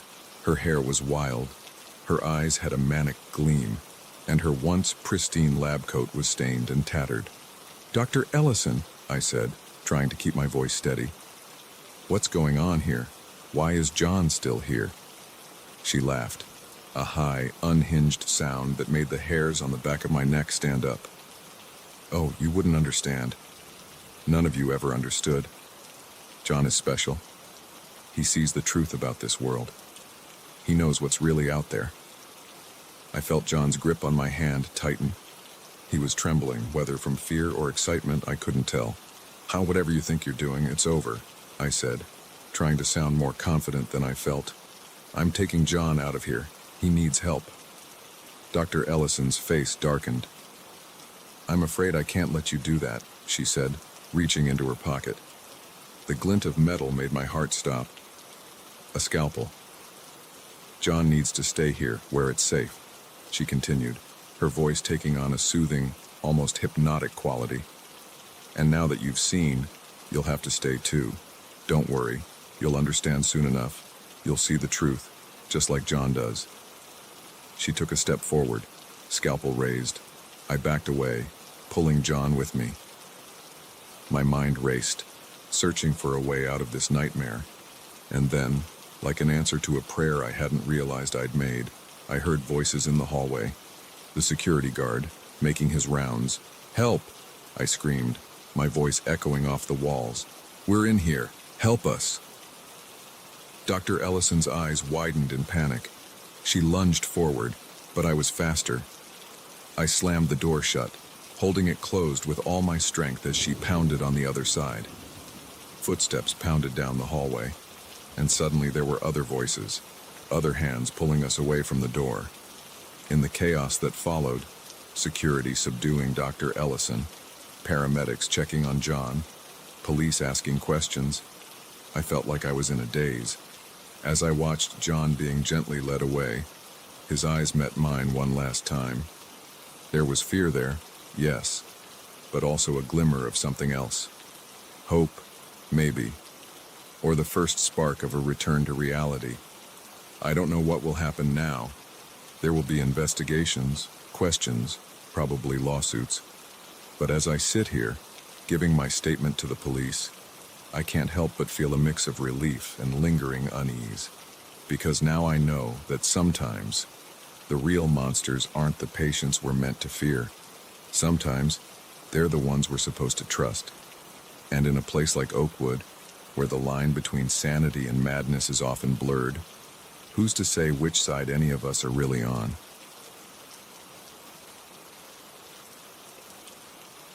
The first time I noticed him, I dismissed it as coincidence. The second time I told myself I was being paranoid. But by the third night, as I saw the same shadowy figure trailing behind me on my usual dog-walking route, I knew with chilling certainty that I was being stalked. What I didn't know was how this silent game of cat and mouse would escalate into a nightmare that would force me to confront my deepest fears. It had started as a simple routine. Every night at 10 p.m., I'd take Max, my golden retriever, for a walk around the neighborhood. It was a quiet suburb, all manicured lawns and cookie-cutter houses, the kind of place where nothing ever happened, or so I thought. The route was always the same. Down Maple Street, left on Oak, loop around the park, and back home via Elm. It was a peaceful time. Just me and Max under the streetlights, the rest of the world asleep.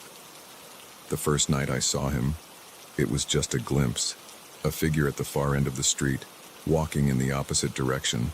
I barely registered it at the time, just another night owl out for a stroll. The second night, I saw him again, same place, same time.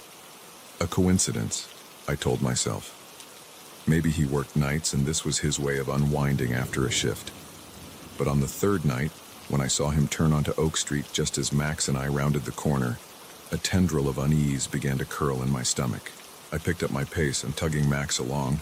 When I glanced back, the figure was still there, matching my speed. My heart began to race. I fumbled for my phone, cursing under my breath when I realized I'd left it at home charging. Stupid, stupid, stupid. How many times had I read about the importance of carrying your phone for safety? I was nearing the park now, the streetlights fewer and farther between. The darkness seemed to press in around me, and every shadow looked like a potential threat. Max, usually so calm, must have sensed my fear. He whined softly, looking up at me with concerned eyes. "It's okay, boy," I whispered, more to reassure myself than him. "We're almost home." I chanced another look behind me.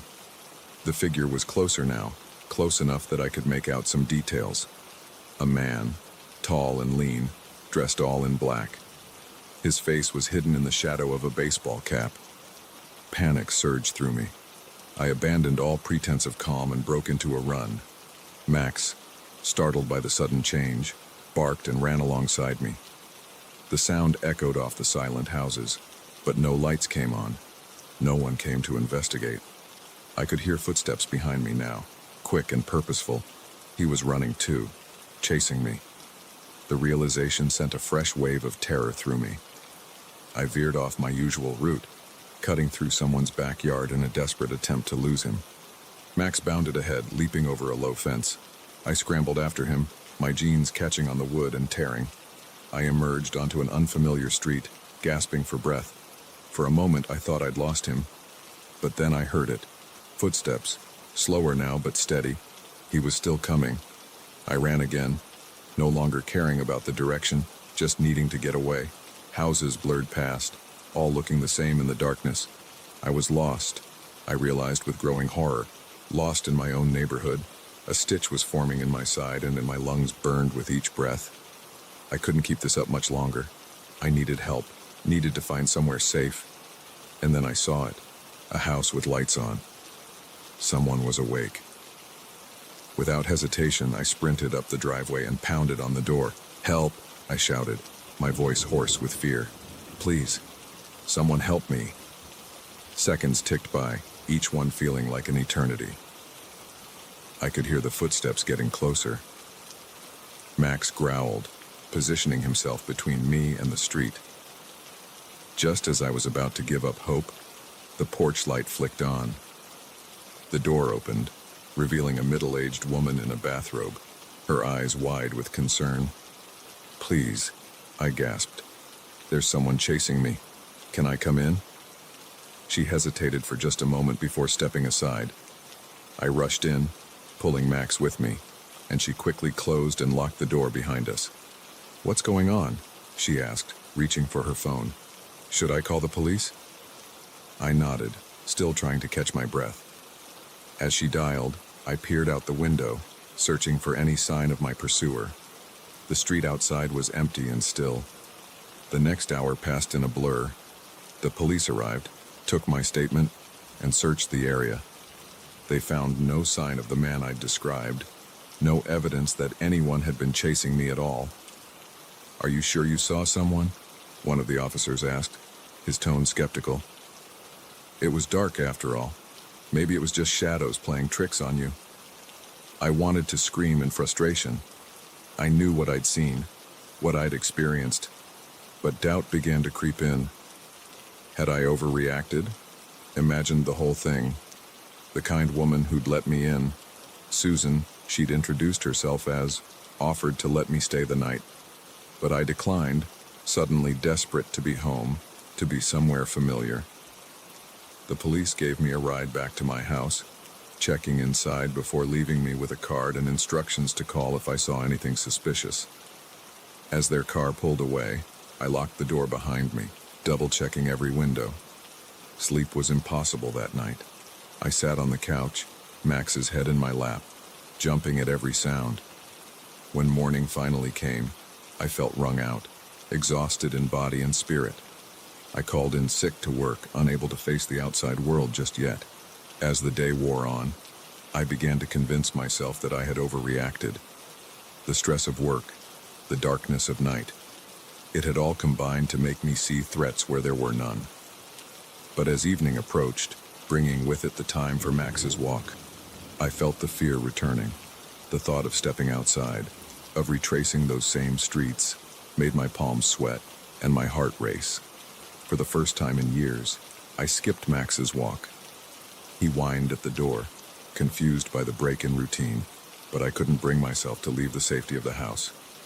Instead, I let him out in the backyard, watching him like a hawk from the kitchen window. The next night was the same, and the next. Max grew restless, and I felt guilty, but the fear was paralyzing.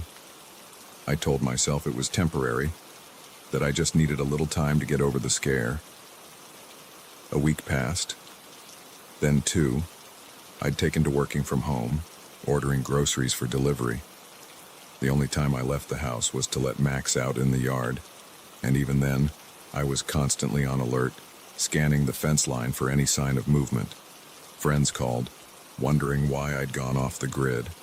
I made excuses, a flu, a family emergency, anything to avoid admitting the truth, that I'd become a prisoner in my own home, held captive by fear of a threat I couldn't even be sure was real. It was Max who finally forced me to confront my fear. 3 weeks after that terrifying night, he refused to go out in the backyard. He sat by the front door whining pitifully, his leash in his mouth.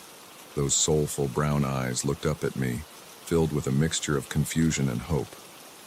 I stood there, hand on the doorknob, for what felt like hours. My palms were slick with sweat, my heart pounding so hard I could feel it in my throat. But I couldn't let Max down. I couldn't let this unnamed, unseen threat control my life any longer. With a deep breath, I opened the door. The cool evening air hit my face, and for a moment, I almost retreated back inside. But Max's excited bark spurred me on, one step, then another. Before I knew it, we were at the end of the driveway. I looked up and down the street, half expecting to see that shadowy figure. But there was nothing. Just quiet houses and empty sidewalks. Slowly, hesitantly, we began our old route. Every rustle of leaves, every distant car engine made me tense. But as we walked, as nothing jumped out at us from the shadows, I began to relax. The familiar sights and sounds of the neighborhood, once a source of comfort, began to work their magic again. We were nearing the park when I saw him. A man, tall and lean, dressed in black, walking towards us. My breath caught in my throat, and I froze, the old fear rushing back. But as he got closer, I realized something. He wasn't the same man. This was Mr. Johnson from 3 doors down, out for his own evening constitutional. He waved as he passed, and I managed a weak smile in return.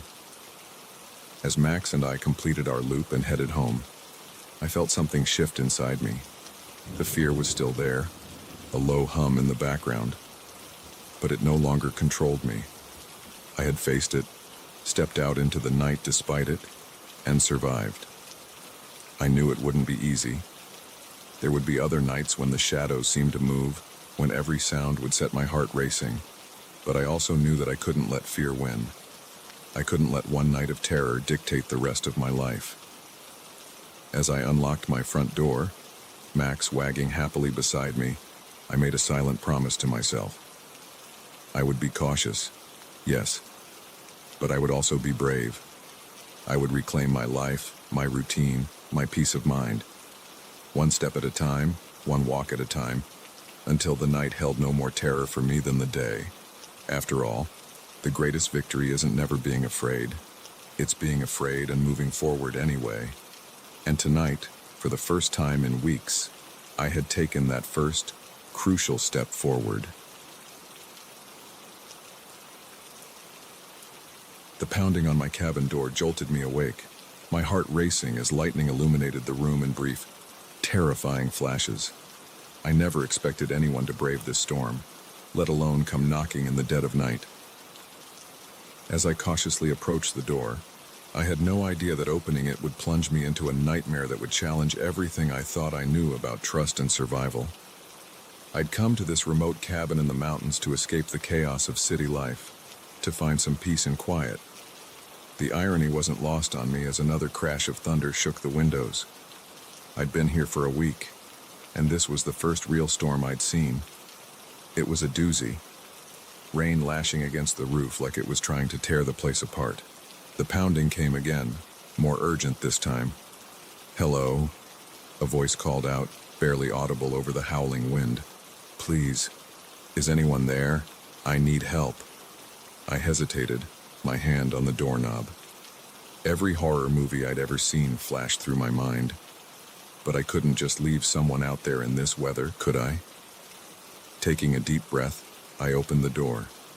A woman stood there, drenched to the bone and shivering violently. Her dark hair was plastered to her face, and her eyes were wide with fear and desperation. "Oh, thank God," she gasped, her teeth chattering. I thought no one was here." "Come in," I said, stepping aside to let her enter. "You must be freezing." She stumbled inside, and I quickly closed the door against the howling wind. Up close, I could see she was younger than I'd first thought, probably in her mid-20s. Her clothes were torn and muddy, and there was a nasty-looking scratch on her cheek. "Thank you," she said, hugging herself tightly. I didn't think anyone would be out here. I was starting to lose hope. I grabbed a blanket from the couch and wrapped it around her shoulders. "What happened? How did you end up out there in this storm?" She clutched the blanket tightly, her eyes darting around the cabin as if searching for hidden dangers. It's a long story. I'm not even sure where to begin." "Why don't we start with your name?" I suggested, trying to keep my voice calm and reassuring. "Sarah," she said after a moment's hesitation. "My name is Sarah." "I'm Mike," I replied. "Look, Sarah, you're safe here. Why don't you sit down and I'll make you some tea? Then you can tell me what happened." She nodded gratefully and sank onto the couch while I busied myself in the small kitchenette. As I waited for the water to boil, I couldn't help but steal glances at her. She seemed on edge, jumping at every crack of thunder. When I handed her the steaming mug of tea, she wrapped her hands around it like it was a lifeline. "Thank you," she murmured. "You have no idea how grateful I am." I sat in the armchair across from her, giving her some space. "So, Sarah, what brings you out to the middle of nowhere on a night like this?" She took a sip of tea, wincing slightly as the hot liquid touched her lips. I was running away," she said finally, her voice barely above a whisper. "Running away from what?" I asked, leaning forward. Sarah's eyes met mine, and I saw a depth of fear there that made my blood run cold. From someone who wants to hurt me, someone dangerous. I felt a chill that had nothing to do with the storm outside. "Are you in some kind of trouble? Do we need to call the police?" She shook her head violently. No police. They can't help. They They might even be working with him. Alarm bells were starting to ring in my head. This was sounding more and more like something I didn't want to be involved in. But I couldn't just throw her back out into the storm. "Who's after you, Sarah?" I asked gently. She set down her mug, her hands shaking. "My ex-boyfriend. He's not who I thought he was. I found out he's involved in some really bad things. Illegal things. When I confronted him about it, She trailed off, her hand unconsciously touching the scratch on her cheek. I felt a surge of anger. "He hurt you?" Sarah nodded, tears welling up in her eyes. "I managed to get away, but he's been chasing me. I've been on the run for days. I thought I'd lost him. But then I saw his car on the road leading up here. I panicked and ran into the woods. That's when the storm hit." My mind was racing. If what she was saying was true, we could both be in danger. "Do you think he knows you're here?" "I don't know," she said, her voice trembling. "I don't think so, but he's always been good at finding me." I stood up, moving to the window. The storm was still raging outside, making it impossible to see more than a few feet beyond the porch. If someone was out there, we'd never know until it was too late. "We should be safe here for the night," I said, trying to sound more confident than I felt. "The storm's too bad for anyone to be searching. In the morning, we can figure out our next move." Sarah nodded, relief washing over her face. "Thank you, Mike. I don't know what I would have done if you hadn't been here." I gave her a reassuring smile. "Try to get some rest. You can take the bedroom. I'll sleep out here and keep watch, just in case." She looked like she wanted to protest, but exhaustion won out. I showed her to the small bedroom, gave her some dry clothes to change into, and then settled in for a long night. Sleep was impossible. Every sound, every creak of the cabin in the wind, had me on edge.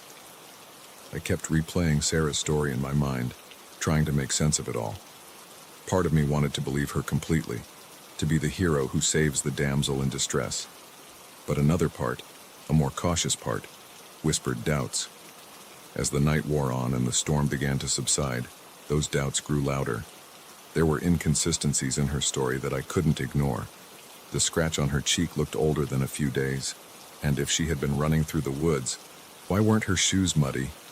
Around dawn, I heard movement from the bedroom. Sarah emerged, looking more put together than someone who had spent days on the run should. "Morning?" she said, giving me a small smile. "Any sign of anyone?" I shook my head. All quiet. "The storm's passed. We should be able to head into town soon, get you some help." A flicker of something, panic, crossed her face. "I don't think that's a good idea. He might be watching the roads." "Sarah," I said carefully, "I think it's time you told me the whole truth. Who are you really running from?" She stared at me for a long moment, and I saw the mask slip.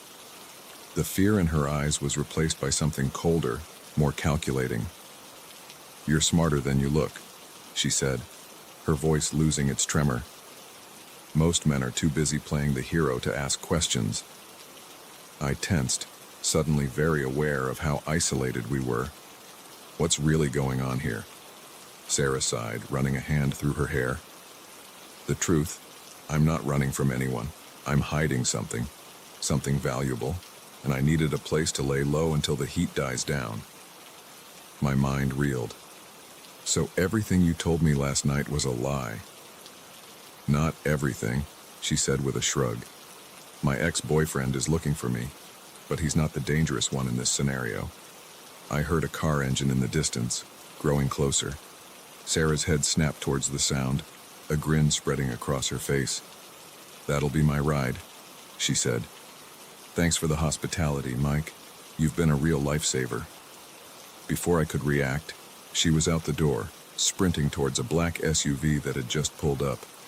I watched in stunned silence as she jumped in, and the vehicle sped away, leaving me alone with more questions than answers. As I stood there on the porch, the morning sun finally breaking through the clouds, I realized how close I'd come to being pulled into something far more dangerous than a storm. I'd opened my door to a stranger, offered help without question, and nearly paid the price for my trust. I never found out what Sarah was really hiding, or who she was running from. But that night taught me a valuable lesson about the dangers that can lurk behind a friendly face and a plea for help. In the wilderness, it's not always the elements you need to fear most. Sometimes the real danger comes in human form.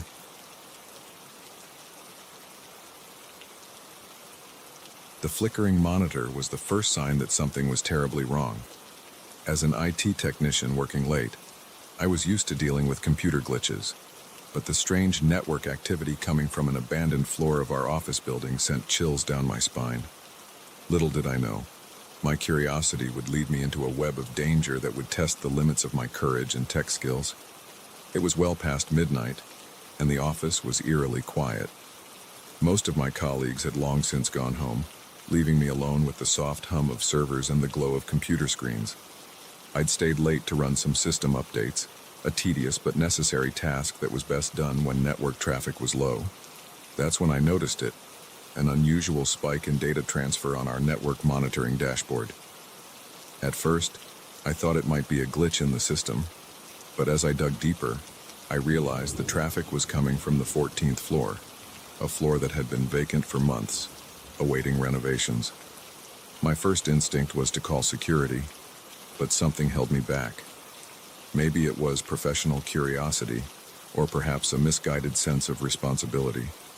Whatever the reason, I decided to investigate myself. The elevator ride to the 14th floor felt longer than usual, each floor ticking by slowly as my heart rate increased. When the doors finally opened, I was greeted by darkness. The emergency exit signs cast an eerie red glow, barely illuminating the abandoned office space. I fumbled for my phone, turning on the flashlight app. The beam cut through the gloom, revealing dust-covered desks and chairs draped in plastic sheeting. It looked like a ghost town frozen in time.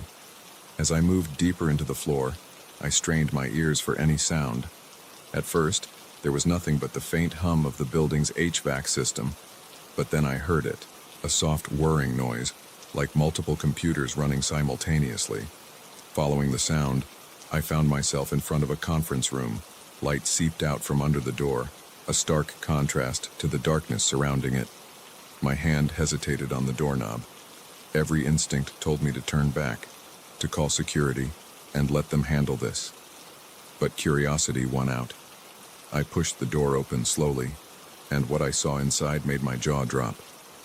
The conference table had been pushed aside, replaced by rows of sleek, high-powered computers. Cables snaked across the floor, connecting to a central hub. The screens flickered with lines of code I didn't recognize. But it wasn't the equipment that shocked me the most. It was the people. 3 individuals, hunched over keyboards, their faces illuminated by the glow of their monitors. They were so engrossed in their work that they didn't notice me at first. Then, one of them looked up. Our eyes met, and for a moment, time seemed to stand still. I saw surprise in his eyes, quickly replaced by something darker. Anger, maybe, or fear. "Who the hell are you?" he demanded, standing up abruptly. I stumbled back, my mind racing. I'm from IT, I managed to stammer out. We detected some unusual network activity. The other 2 had turned to face me now. One, a woman with short, spiky hair, cursed under her breath. The third, a man with a beard and thick-rimmed glasses, remained silent, his eyes darting between me and his colleagues. "You shouldn't be here," the first man said, his voice low and threatening. He took a step towards me, and I instinctively backed up. "Look," I said, trying to keep my voice steady. "I don't know what's going on here, but you can't just set up an unauthorized network like this. It's a serious security breach." The woman laughed, a harsh sound devoid of humor. "Oh, honey," she said, "you have no idea what you've stumbled into." My mind was racing, trying to make sense of the situation.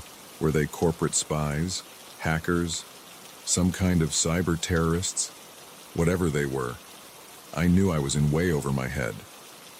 "I'm just going to go," I said, edging towards the door. "I won't say anything about this, I promise." The bearded man spoke for the first time, his voice surprisingly soft. "I'm afraid we can't let you do that." My heart sank. I knew then that this wasn't going to end well. I turned to run, but the first man was quicker. He grabbed my arm, his grip like iron. "Let go of me," I yelled, struggling to break free. "Shut him up," the woman hissed.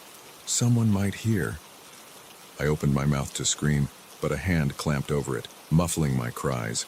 I was dragged back into the room, the door slamming shut behind us. "What do we do with him?"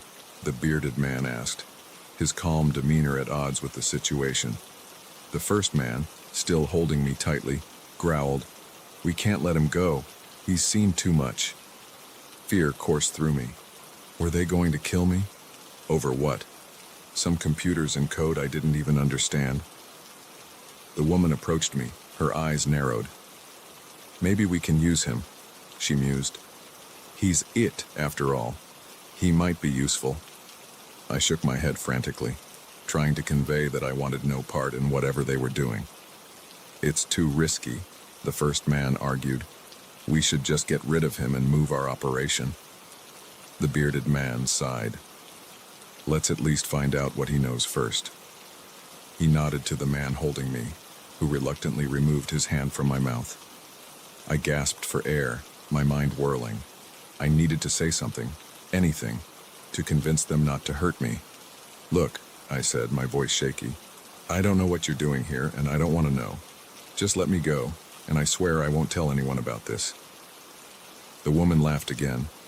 "And why should we believe you?" I swallowed hard. Because I could have called security as soon as I saw the network activity. But I didn't. I came to investigate myself. I was curious, that's all. The three exchanged glances. I could see them weighing their options. "He has a point," the bearded man said slowly. "If he wanted to turn us in, he's had ample opportunity." The first man grunted, his grip on my arm loosening slightly. "So what? We just let him walk out of here." "Not quite," the woman said, a calculating look in her eyes. "I have an idea." She turned to me. "Here's the deal. You're going to help us. We need someone on the inside, someone who can keep the rest of IT off our backs. You do that, and we let you live. Simple as that." My mind reeled. They wanted me to be their accomplice, to betray my company, my colleagues. "And if I refuse?" I asked, already knowing the answer. The first man's grip tightened again. "Then we have a problem," he growled. I closed my eyes, trying to think. I was trapped, outnumbered, and out of my depth. Whatever these people were involved in, it was big, dangerous. But did I have a choice? "Okay," I said finally, opening my eyes. "Okay, I'll do it. But I want to know what I'm getting into. What exactly are you doing here?" The woman smirked. "Let's just say we're redistributing some wealth, evening the playing field a bit." "Hackers, then. Not just any hackers, but ones targeting our company." The implications were staggering. "And now," the bearded man said, his voice still eerily calm, "you're one of us." As the gravity of my situation sank in, I realized my life would never be the same. I was now part of something far bigger and more dangerous than I could have imagined. Every day would be a balancing act, protecting their secret operation while trying to find a way out of this nightmare. As they began to explain my role in their scheme, I couldn't help but wonder, how had a routine late-night IT check turned into this? And more importantly, how was I going to get out of it alive? The computers hummed around us, lines of code still scrolling across the screens. In that moment, I knew that my greatest challenge wasn't just staying alive. It was keeping my soul intact in a world where every keystroke could mean the difference between freedom and imprisonment, between life and death. Welcome to the dark side of IT, where the real viruses aren't in the computers, but in the hearts of those who use them. And I was now infected, whether I liked it or not. The first thing I noticed about the group was their eyes, wild, zealous, and filled with a fervor that sent chills down my spine. As a park ranger, I'd stumbled upon my fair share of odd campers, but these people were different. They moved with purpose, their actions synchronized as if choreographed by an unseen hand. Little did I know, my discovery of this isolated community would plunge me into a nightmare that would test the limits of my survival skills and sanity. It was supposed to be a routine patrol. The sun was setting over the mountains, painting the sky in hues of orange and pink. I'd been a ranger in this park for over a decade, and I thought I knew every inch of it. But as I hiked through a particularly dense section of forest, I noticed something odd. A faint trail that didn't appear on any of my maps. Curiosity got the better of me. I decided to follow it, thinking perhaps it was an animal path I'd somehow missed all these years. The trail wound deeper into the woods, becoming more defined as I went. After about a mile, I started to hear sounds, voices, the clang of metal, the hum of machinery, all things that shouldn't exist this far into protected wilderness. I slowed my pace, moving as quietly as possible. The forest opened up into a large clearing, and what I saw there made me doubt my own eyes. It was a compound, hidden so perfectly in the natural contours of the land that it was nearly invisible until you were right on top of it. Crude buildings made of salvaged materials dotted the clearing. People moved between them with purpose, carrying supplies, tending to gardens, and was that weapons training? I ducked behind a large tree, my heart pounding. This was way beyond anything I'd ever encountered before.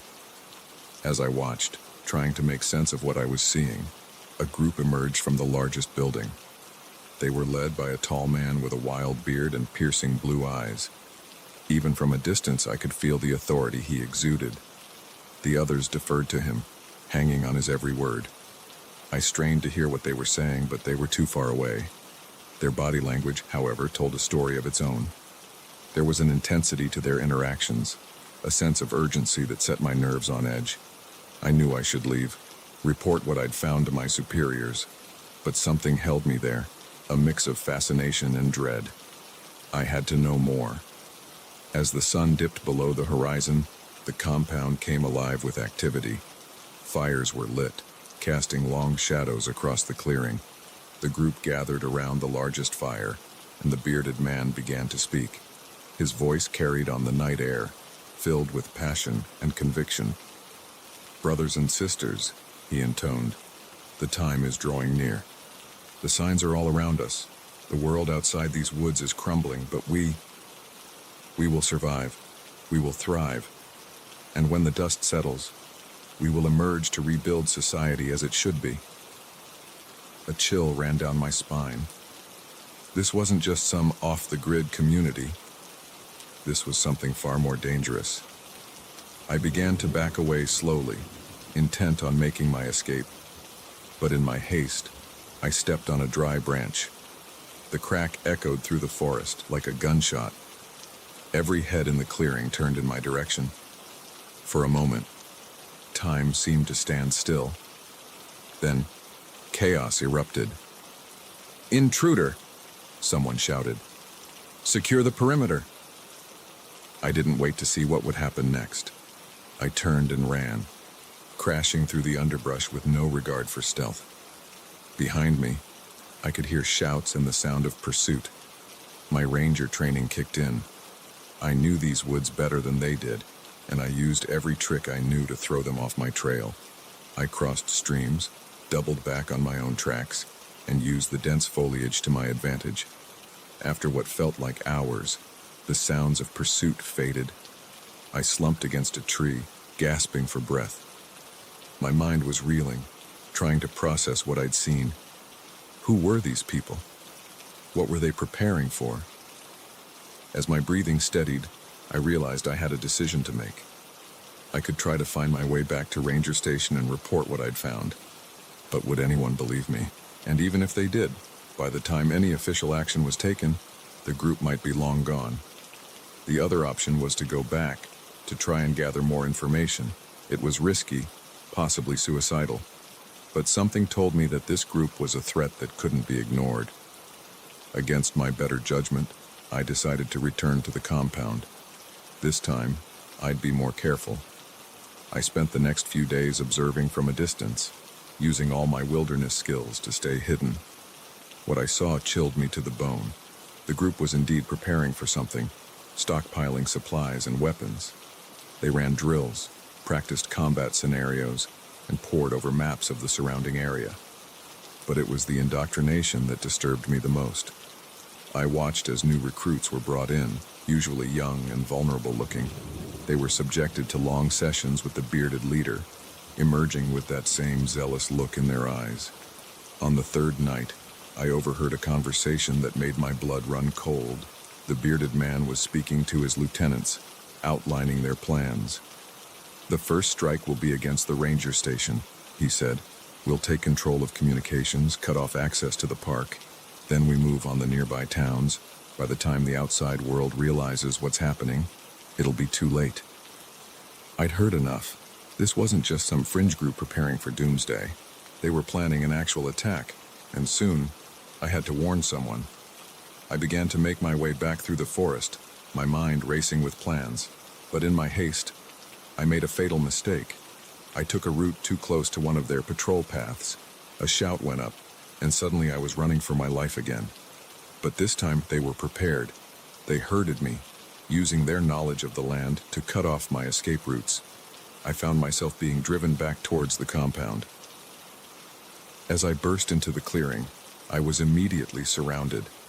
Rough hands grabbed me, disarming me and forcing me to my knees. The bearded leader approached, his eyes glinting in the firelight. "Well, well," he said, his voice smooth and controlled. "Our curious ranger returns. I must admit, I'm impressed by your persistence. Not many could have evaded us for so long." I glared up at him, defiant despite my fear. "You won't get away with this. People will come looking for me." He chuckled, the sound sending shivers down my spine. "Oh, I'm counting on it. In fact, you've just become a very important part of our plans." As they dragged me away, I realized the full extent of my mistake. Not only had I failed to warn anyone, but I'd just handed this madman the perfect hostage. The next few days were a blur of fear and confusion. I was kept isolated, only interacting with my guards and occasionally the leader himself. He seemed intent on converting me, spinning tales of societal collapse and the righteousness of their cause. But with each passing day, I also learned more about their operations. They were larger and more organized than I'd initially thought, with supporters in nearby towns and even some local law enforcement. I knew I had to find a way to escape, to warn someone before it was too late. But as I lay in my makeshift cell each night, listening to the sounds of the compound preparing for war, I couldn't help but wonder, was it already too late? Had my discovery of this hidden community set in motion events that couldn't be stopped? One thing was certain. The peaceful forest I'd sworn to protect had become the staging ground for something terrible. And I, the ranger who was supposed to be its guardian, had unwittingly become the key to its destruction. As I plotted my escape, I knew that even if I made it out alive, nothing would ever be the same. The hidden dangers lurking in the wilderness were no longer just bears or treacherous terrain. They were the darkest aspects of humanity, armed and ready to unleash chaos on an unsuspecting world. The ancient Egyptian vase shouldn't have moved on its own, but as I stared at the security footage, my blood ran cold. There it was, clearly shifting position between frames, with no sign of human intervention. Little did I know, this seemingly impossible occurrence would plunge me into a night of terror that would challenge everything I thought I knew about reality and the thin line between the past and present. I'd been working as a night watchman at the city museum for about 6 months. It was a quiet job, perfect for a graduate student like me who needed time to study. Most nights, I'd make my rounds, check the security feeds, and then settle in with my anthropology textbooks. The hardest part of the job was usually just staying awake. But that night changed everything. It started like any other shift. I arrived at 10 p.m., relieved the day guard, and began my first round of checks. The museum was eerily quiet, the exhibits casting long shadows in the dim emergency lighting. I'd gotten used to the creepy atmosphere, or so I thought. Around midnight, I was watching the security feeds when something caught my eye. The camera focused on the Egyptian exhibit showed the prized centerpiece, a 4,000-year-old ceremonial vase, clearly moving about an inch to the left. I blinked, rubbed my eyes, and rewound the footage. There it was again. One frame. The vase was in its usual spot. The next, it had shifted. Impossible, I muttered to myself. I knew every inch of that exhibit. The vase was heavy, securely placed behind bulletproof glass. There was no way it could move on its own. I decided to investigate, telling myself it must be a glitch in the camera system. As I approached the Egyptian wing, an unsettling feeling crept over me. The air felt heavier, charged somehow, like the atmosphere before a thunderstorm. The exhibit looked normal at first glance. The vase sat innocently on its pedestal, its intricate hieroglyphs catching the low light. But as I got closer, I realized with a start that it was indeed in a different position than usual. The painted eye of Horus, which normally faced the center of the room, was now turned slightly to the left. A chill ran down my spine. I'd been so sure it was a camera malfunction, but the evidence was right in front of me. Somehow, impossibly, the vase had moved. I pulled out my phone to call my supervisor, then hesitated. What would I even say? That an ancient artifact was playing musical chairs.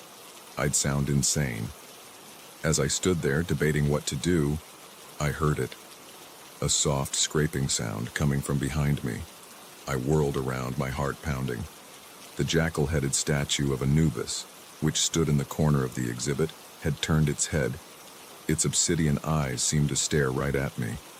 I stumbled backward, my breath coming in short gasps. This couldn't be happening. Statues didn't move. It had to be a trick of the light, or my imagination running wild. But then I saw movement out of the corner of my eye. The vase was rotating slowly on its pedestal, the eye of Horus now facing directly at me. Panic surged through me. I turned to run, only to find my path blocked. The mummy case, which had been standing against the far wall, was now directly behind me. Its painted eyes seemed to glow in the dim light. I let out a strangled yell and ducked around it, sprinting for the exit. As I ran, I could hear movement all around me, pottery rattling in its cases, stone scraping against stone, the soft thud of footsteps that should not exist. I burst out of the Egyptian wing, gasping for breath. The rest of the museum seemed normal, quiet and still. Had I imagined it all? Slowly, my heart still racing, I turned back to look at the exhibit. What I saw made my blood run cold. Every statue, every artifact was facing the doorway, facing me. I ran. I ran faster than I ever had in my life, through the quiet halls of the museum, past motionless dinosaur skeletons and silent dioramas. I didn't stop until I reached the security office, slamming the door behind me and leaning against it, panting. With shaking hands, I pulled up the security feeds on the monitor. The Egyptian exhibit looked normal again, everything in its proper place. Had I hallucinated the whole thing? But then I saw it. The vase moved again, just a tiny shift. And then the Anubis statue turned its head, looking directly at the camera. I watched in horror as, one by one, every artifact in the exhibit came to life. Statues stepped off their pedestals. Ancient tools floated out of their cases. Hieroglyphs began to writhe and move on the walls. I should have called for help. Should have hit the alarm. Done something. But I was frozen, transfixed by the impossible scene unfolding on the monitor. The mummy case opened, and a figure stepped out. Not a desiccated corpse, but a man dressed in the regalia of an ancient Egyptian pharaoh.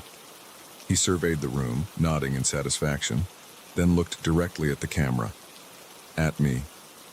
He spoke, his words appearing as subtitles at the bottom of the screen, translated from ancient Egyptian to English by some impossible means. We have slept for too long. The time has come to reclaim what was taken. The pharaoh raised his staff, and the screen went black. For a long moment, I sat there in stunned silence. Then, slowly, I became aware of sounds coming from outside the office. Footsteps. Lots of them. With trembling fingers, I pulled up the feeds from other parts of the museum. What I saw defied belief. Exhibits from every era were coming to life. Roman soldiers marched in formation down one hallway. A woolly mammoth lumbered through the Ice Age display. In the medieval section, knights were mounting horses that shouldn't be alive, and they were all converging on the security office. On me. Panic clawed at my throat. I had to get out of there. But how? I was surrounded by impossibilities, by history come to life with unknown intentions. A pounding on the door made me jump. Open. In the name of Ramesses II. A voice boomed in ancient Egyptian, somehow understood. I looked around frantically for an escape route. The air vent was too small, the windows barred. I was trapped. The pounding grew louder. I could hear other voices now, a cacophony of languages from across time. The door began to splinter. In desperation, I did the only thing I could think of. I grabbed the fire extinguisher from the wall and stood ready, facing the door. With a final crash, the door burst open. The pharaoh stood there, flanked by a Roman centurion and a medieval knight. Behind them, I could see a crowd of historical figures stretching down the hallway. "What do you want?" I managed to croak out. The pharaoh stepped forward, his eyes boring into mine. "We want what was taken from us. Our artifacts, our history, our stories. We have been prisoners in your museums for too long." I swallowed hard. I don't have the authority to give you anything. I'm just a night watchman. The pharaoh smiled, a cold, calculating expression. "Oh, but you have something far more valuable than mere authority. You have knowledge of this modern world. You will be our guide." Before I could protest, the knight stepped forward and grabbed my arm. His gauntlet felt cold and all too real. "Come," the pharaoh said. "We have much to learn, and the night is young." As they dragged me out of the office, into a museum now teeming with life from every era of history, I couldn't help but wonder, was this a nightmare I would wake up from? Or the beginning of a new, impossible reality? The exhibits had come to life. History was literally repeating itself, and I was caught in the middle of it all. As we marched towards the museum exit, towards an unsuspecting world, I realized that my quiet job as a night watchman had become something far more extraordinary and terrifying. The night was indeed young, and it promised to be one that would change not just my life, but potentially the course of history itself.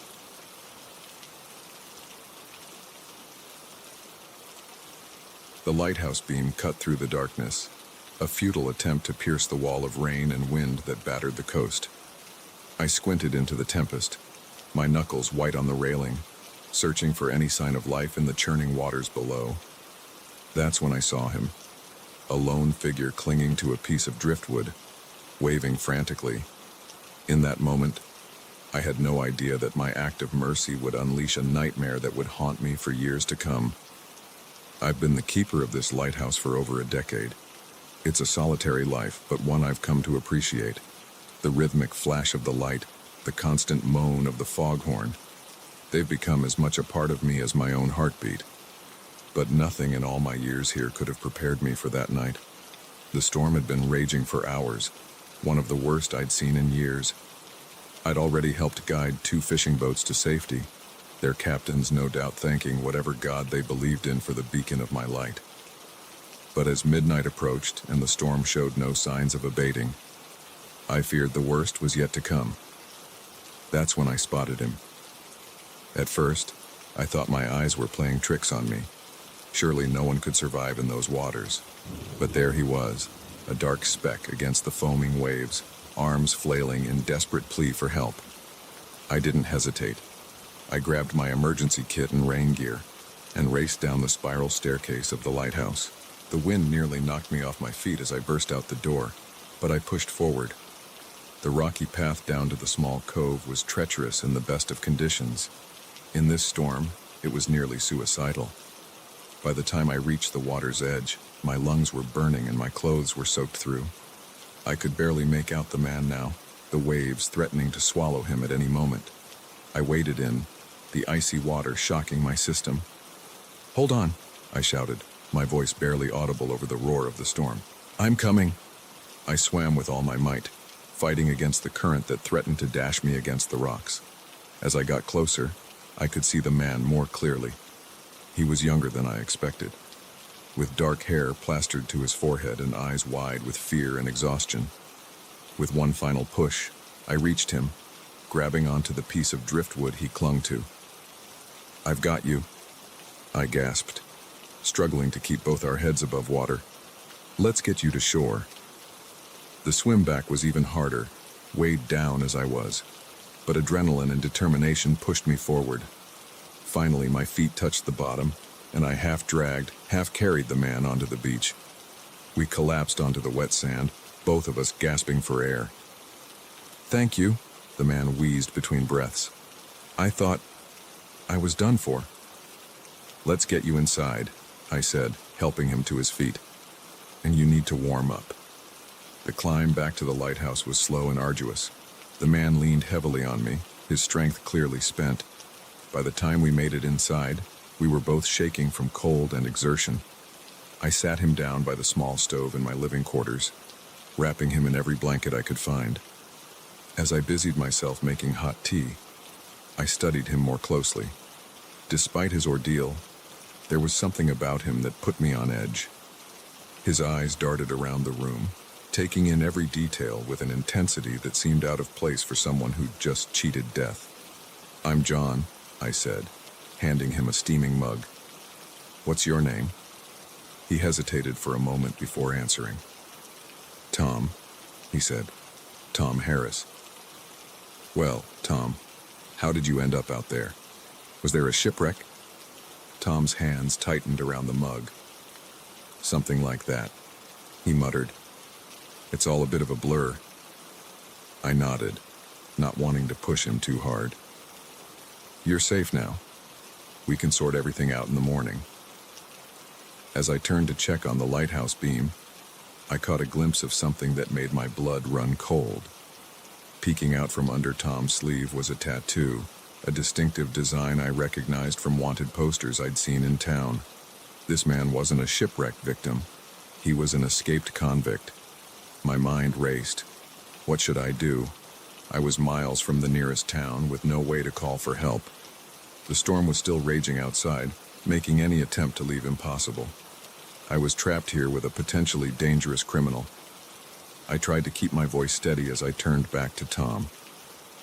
"More tea?" I asked, forcing a smile. He nodded, his eyes never leaving me. I could see the change in him now, the gratitude replaced by calculation. He knew that I knew. "You've been very kind, John," he said, his voice low and controlled. "I'd hate for anything to ruin that." The threat was clear. I swallowed hard, my hand shaking slightly as I poured the tea. "No need to worry," I said. "You're my guest here." Tom smiled, but it didn't reach his eyes. "Good, because I think I'll be staying for a while, at least until this storm blows over." The next few hours were a tense dance. I went about my duties, checking the light and monitoring the storm, all too aware of Tom's eyes following my every move.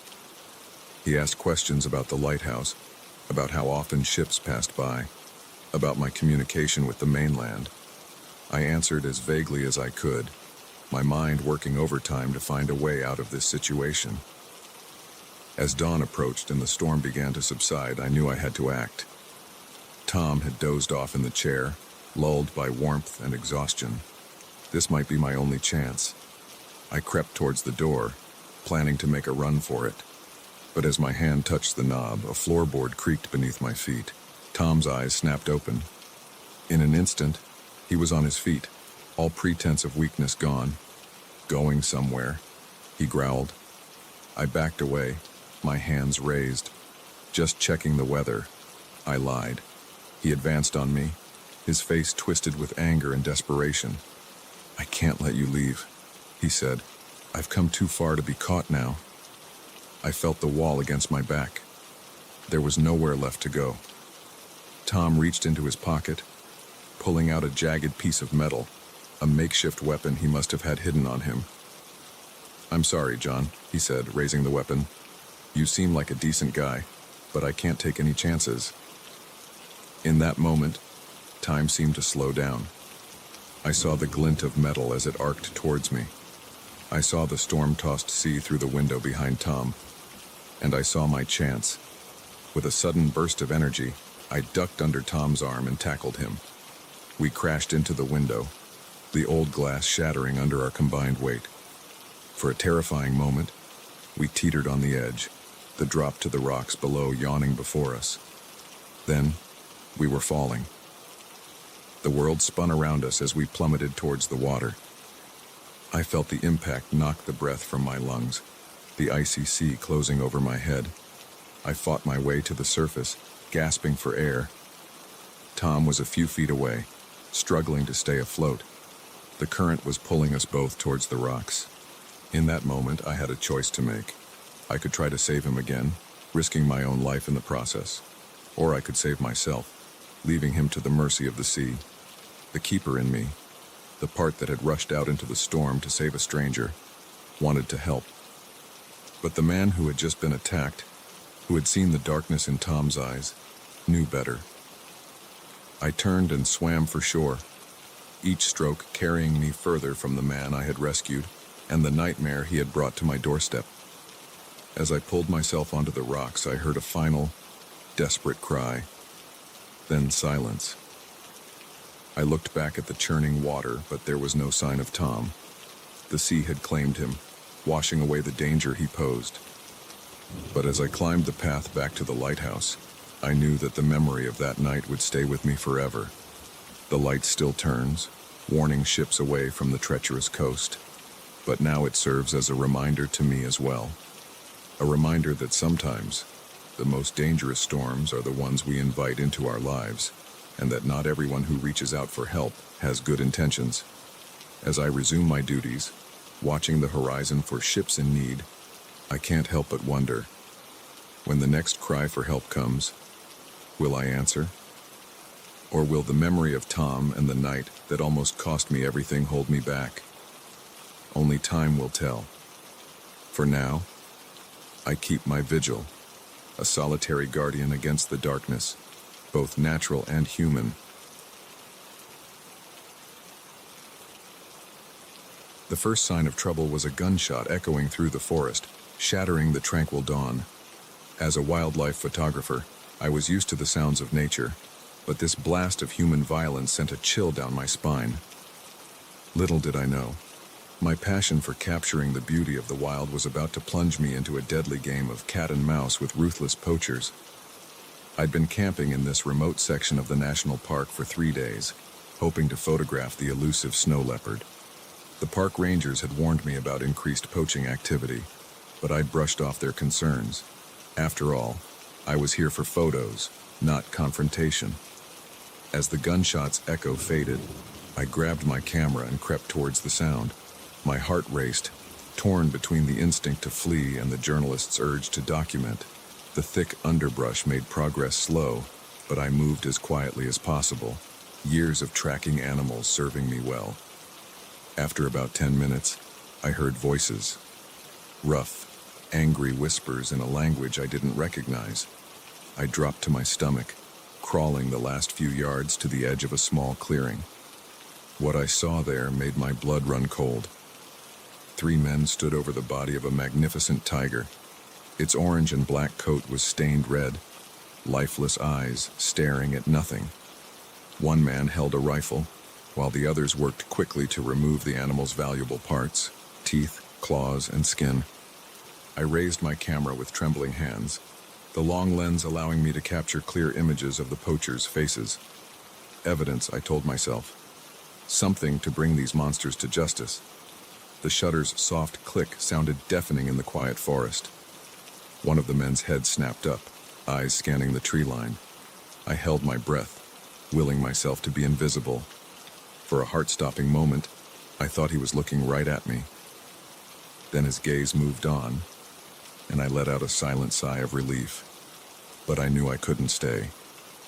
I had the evidence I needed, and every second I lingered increased the risk of discovery. I began to inch backward, moving as slowly and carefully as I could. A twig snapped under my knee, the sound impossibly loud. "What was that?" one of the men growled. "Check the trees." Panic surged through me. I abandoned stealth and scrambled to my feet, running as fast as I could through the dense forest. Behind me, I heard shouts and the crashing of boots through underbrush. I ran blindly, branches whipping my face. My only thought to put as much distance between myself and the poachers as possible. I could hear them gaining on me, their knowledge of the terrain outweighing my head start. A bullet whizzed past my ear, splintering the bark of a tree next to me. They were shooting at me now, all pretense of secrecy abandoned. I zigzagged, trying to make myself a harder target, my lungs burning with each gasping breath. I burst out of the tree line onto a rocky slope. Without breaking stride, I half ran, half slid down the incline, sending small avalanches of pebbles skittering ahead of me. At the bottom, I dove behind a large boulder, finally allowing myself a moment to catch my breath. The sounds of pursuit grew closer. I peered around the edge of the rock, seeing the poachers emerge from the forest above. They paused, scanning the slope for signs of my passage. "Spread out," the leader barked. "He couldn't have gone far. Find him!" I looked around frantically, searching for an escape route. The boulder was at the edge of a swift-moving river. Normally, I wouldn't consider trying to cross it, but now it seemed like my only option. Taking a deep breath, I sprinted for the water's edge. A shout went up behind me, followed by more gunfire. I dove into the icy current, the shock of the cold water driving the air from my lungs. The river's powerful flow swept me downstream, away from the poachers, but also dangerously close to jagged rocks that threatened to dash me to pieces. I struggled to keep my head above water, clutching my waterproof camera bag to my chest. The evidence it contained was too important to lose. After what felt like hours but was probably only minutes, I managed to grab onto a low-hanging branch and pull myself to the shore. I lay there on the bank, gasping and shivering, straining my ears for any sound of pursuit. But all I could hear was the rush of the river and my own pounding heart. Slowly, painfully, I got to my feet. I was soaked to the bone, bruised and disoriented, but alive. And more importantly, I still had my camera. I knew I couldn't linger. The poachers might have given up the direct chase, but they would likely be searching the area. I needed to find help, to get my evidence to the authorities before it was too late. Using the sun to orient myself, I began the long trek back towards the ranger station. Every snapping twig or rustle of leaves sent my heart racing, convinced that at any moment I'd find myself staring down the barrel of a poacher's gun. As the adrenaline wore off, exhaustion set in. My waterlogged clothes felt like they weighed a ton, and each step was a monumental effort. But I forced myself to keep moving, driven by the memory of that beautiful tiger lying dead in the clearing. It was late afternoon when I finally stumbled into the ranger station's clearing. The shocked faces of the rangers told me I must have looked as bad as I felt. Poachers, I managed to gasp out before collapsing. The next few hours passed in a blur. I was wrapped in warm blankets, given hot tea, and questioned extensively by both the park rangers and local police. I handed over my camera, the memory card containing the damning evidence of the poachers' crimes. As I sat there, slowly warming up and regaining my strength, a grim satisfaction settled over me. The authorities now had clear images of the poachers, faces, and their vehicle, It wouldn't bring back that tiger, but it might prevent future killings. But my relief was short-lived. As night fell, one of the rangers burst into the station, his face pale. "We've got reports of a fire," he said urgently. "A big one, on the north side of the park, right where you said you encountered the poachers." My blood ran cold. "They're destroying the evidence," I realized aloud. The ranger nodded grimly, "and potentially killing a lot more animals in the process." I stood up, shaky but determined. "We have to stop them." The head ranger looked at me skeptically. "You've been through enough today. Let us handle this." But I shook my head. "I know where I saw them. I can guide you there faster than you'd find it on your own. Every minute counts." There was a moment of tense silence as the rangers exchanged glances. Finally, the head ranger nodded. "All right, but you stay in the vehicle. No heroics." Within minutes, we were racing through the darkening forest in rugged jeeps, sirens blaring. As we got closer, I could see an ominous orange glow on the horizon. The fire was spreading fast. We arrived at the edge of the blaze to find chaos. Animals fled in panic, small ones darting under the wheels of our vehicles. The heat was intense, even from a distance. "There!" I shouted, pointing to a gap in the flames. 3 figures were running towards a parked truck, loaded with what I assumed were more illegally obtained animal parts. The rangers sprang into action, their training evident in their coordinated movements. They split up, some focusing on containing the poachers, while others began emergency fire suppression efforts. I stayed in the Jeep as promised, but I couldn't just sit idle. I pulled out my camera again, documenting the unfolding scene. If any of the poachers escaped, I was determined to have clear images of them to aid in their capture. The next hour was a blur of shouting, gunfire, and the roar of the growing inferno. But in the end, the good guys won. The poachers were captured, their truck of illegal goods seized. The fire, while damaging, was brought under control before it could spread to the wider forest. As dawn broke, casting a surreal light over the smoldering landscape, I felt a complex mix of emotions.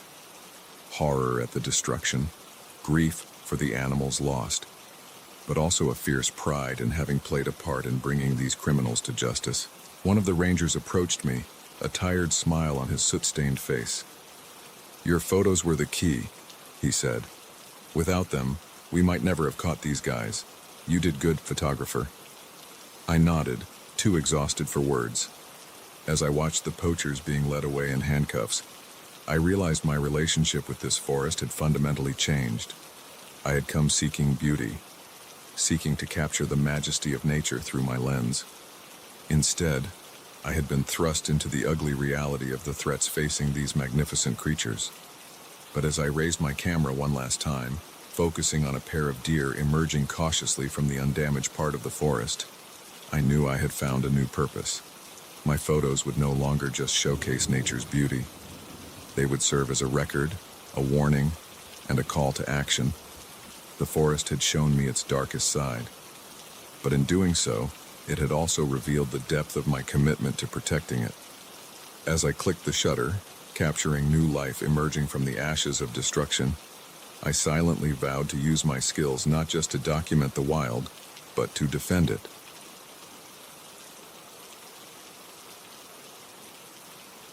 The keycard slid into the lock with a soft click, but something felt off. As the night clerk of this small-town motel, I'd checked in hundreds of guests, but none had ever made the hair on the back of my neck stand up like this one. His eyes darted nervously, his fingers twitched, and the bulky duffel bag he clutched seemed unnaturally heavy.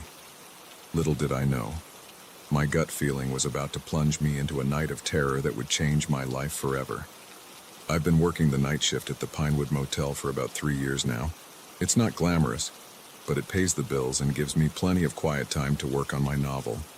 Most nights are uneventful, a few late check-ins, maybe a noise complaint or two. But from the moment he walked in, I knew this night would be different. He stumbled through the door around 11 p.m., the bell above the entrance jingling discordantly. The man was in his mid-30s, with disheveled brown hair and 3 days' worth of stubble. His clothes were rumpled, like he'd been sleeping in them, and there was a wild look in his eyes that set me on edge immediately. "I need a room," he said, his voice hoarse and urgent. "Just for the night. Cash only." I nodded, trying to keep my face neutral as I pulled up the vacancy list on the ancient computer. "Of course, sir. We have a few singles available. How does room 237 sound?" He nodded jerkily, already pulling out a wad of crumpled bills. As he counted out the payment, I couldn't help but notice his hands were shaking. There was also a dark stain on his sleeve that looked suspiciously like blood. I handed him the key card, forcing a smile.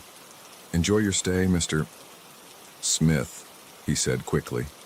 Too quickly. "John Smith." "Right. And I'm the Queen of England." As Mr. Smith hurried off to his room, practically running down the hallway, I debated what to do.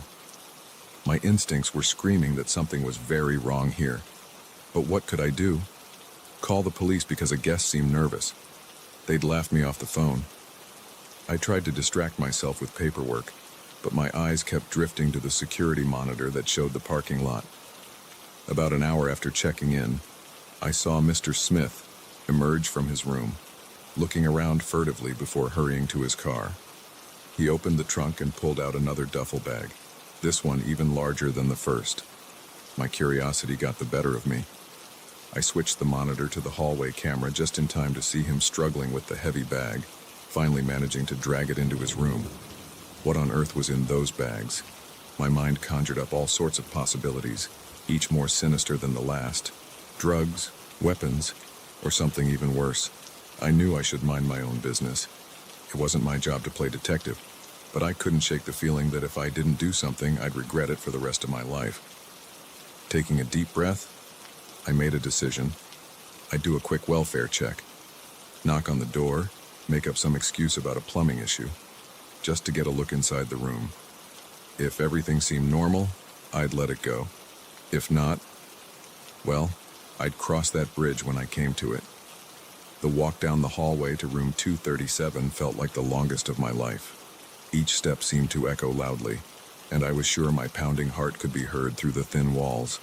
As I approached the door, I could hear muffled sounds from inside, frantic movement, and what sounded like crying. I hesitated, my hand raised to knock. Was I making a huge mistake? What if he was armed? What if I was walking into something I couldn't handle? Before I could change my mind, I rapped on the door. "Maintenance," I called out, trying to keep my voice steady. "Sorry to bother you, sir, but we've had some reports of plumbing issues on this floor. Need to check your bathroom real quick." The sounds inside the room abruptly ceased. For a long moment, there was only silence. Then, footsteps approaching the door. It opened a crack, and I could see one of Mr. Smith's eyes peering out at me. "There's no problem here," he said, his voice tight with tension. "Please leave." I put on my best apologetic smile. "I'm really sorry, sir, but it's management's orders. It'll only take a minute, I promise." He seemed to debate internally for a moment, then reluctantly opened the door wider. "Make it quick," he growled. As I stepped into the room, the first thing that hit me was the smell. A coppery, metallic scent that I recognized with a sinking feeling in my stomach. Blood. The room was a disaster. Clothes were strewn everywhere, the bed sheets torn off and bundled in a corner. One of the duffel bags was open on the bed, and I caught a glimpse of something that looked disturbingly like a human hand before Mr. Smith moved to block my view. "The bathroom's over there," he said, pointing to the far side of the room. His other hand was behind his back, and I had a sickening feeling I knew what he was holding. I nodded, trying to keep my breathing steady as I moved towards the bathroom. My mind was racing. I needed to get out of here to call the police. But if I made a run for it now, would I even make it to the door? As I reached for the bathroom door handle, I heard a sound that made my blood run cold, a muffled thump coming from inside the bathroom. Then, unmistakably, a whimper. Our eyes met, and in that moment, We both knew the charade was over. Mr. Smith's face contorted with rage, and he lunged at me, the knife in his hand glinting in the harsh fluorescent light. I reacted on pure instinct, grabbing the desk lamp and swinging it with all my might. It connected with his head with a sickening crack, and he went down hard. For a moment I stood there frozen, my heart pounding in my ears. Then another whimper from the bathroom snapped me back to reality. With shaking hands, I grabbed the key from the unconscious man's pocket and unlocked the bathroom door. What I found inside will haunt me for the rest of my days. A young woman, bound and gagged, her eyes wide with terror. She couldn't have been more than 20. "It's okay," I said, my voice trembling as I worked to untie her. "You're safe now. I'm going to call for help." As soon as she was free, she collapsed into my arms, sobbing uncontrollably. I held her, murmuring reassurances, as I fumbled for my cell phone to call 911. The next few hours passed in a blur. Police swarmed the motel, paramedics tended to the young woman, and detectives questioned me over and over about what had happened. It turned out Mr. Smith was actually Michael Reeves, a serial killer who had been terrorizing the Midwest for months. The woman in the bathroom was his latest victim, but thankfully, I had interrupted him before he could complete his gruesome ritual. As dawn broke, I sat on the curb outside the motel, a shock blanket draped over my shoulders. A detective approached, a grim smile on his face. "You did good, kid," he said, patting me on the shoulder. "You saved that girl's life. Not many people would have had the guts to do what you did."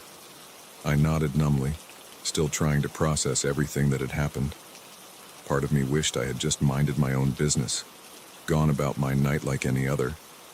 But then I thought of that young woman, of the life she now had ahead of her because I had acted on my instincts.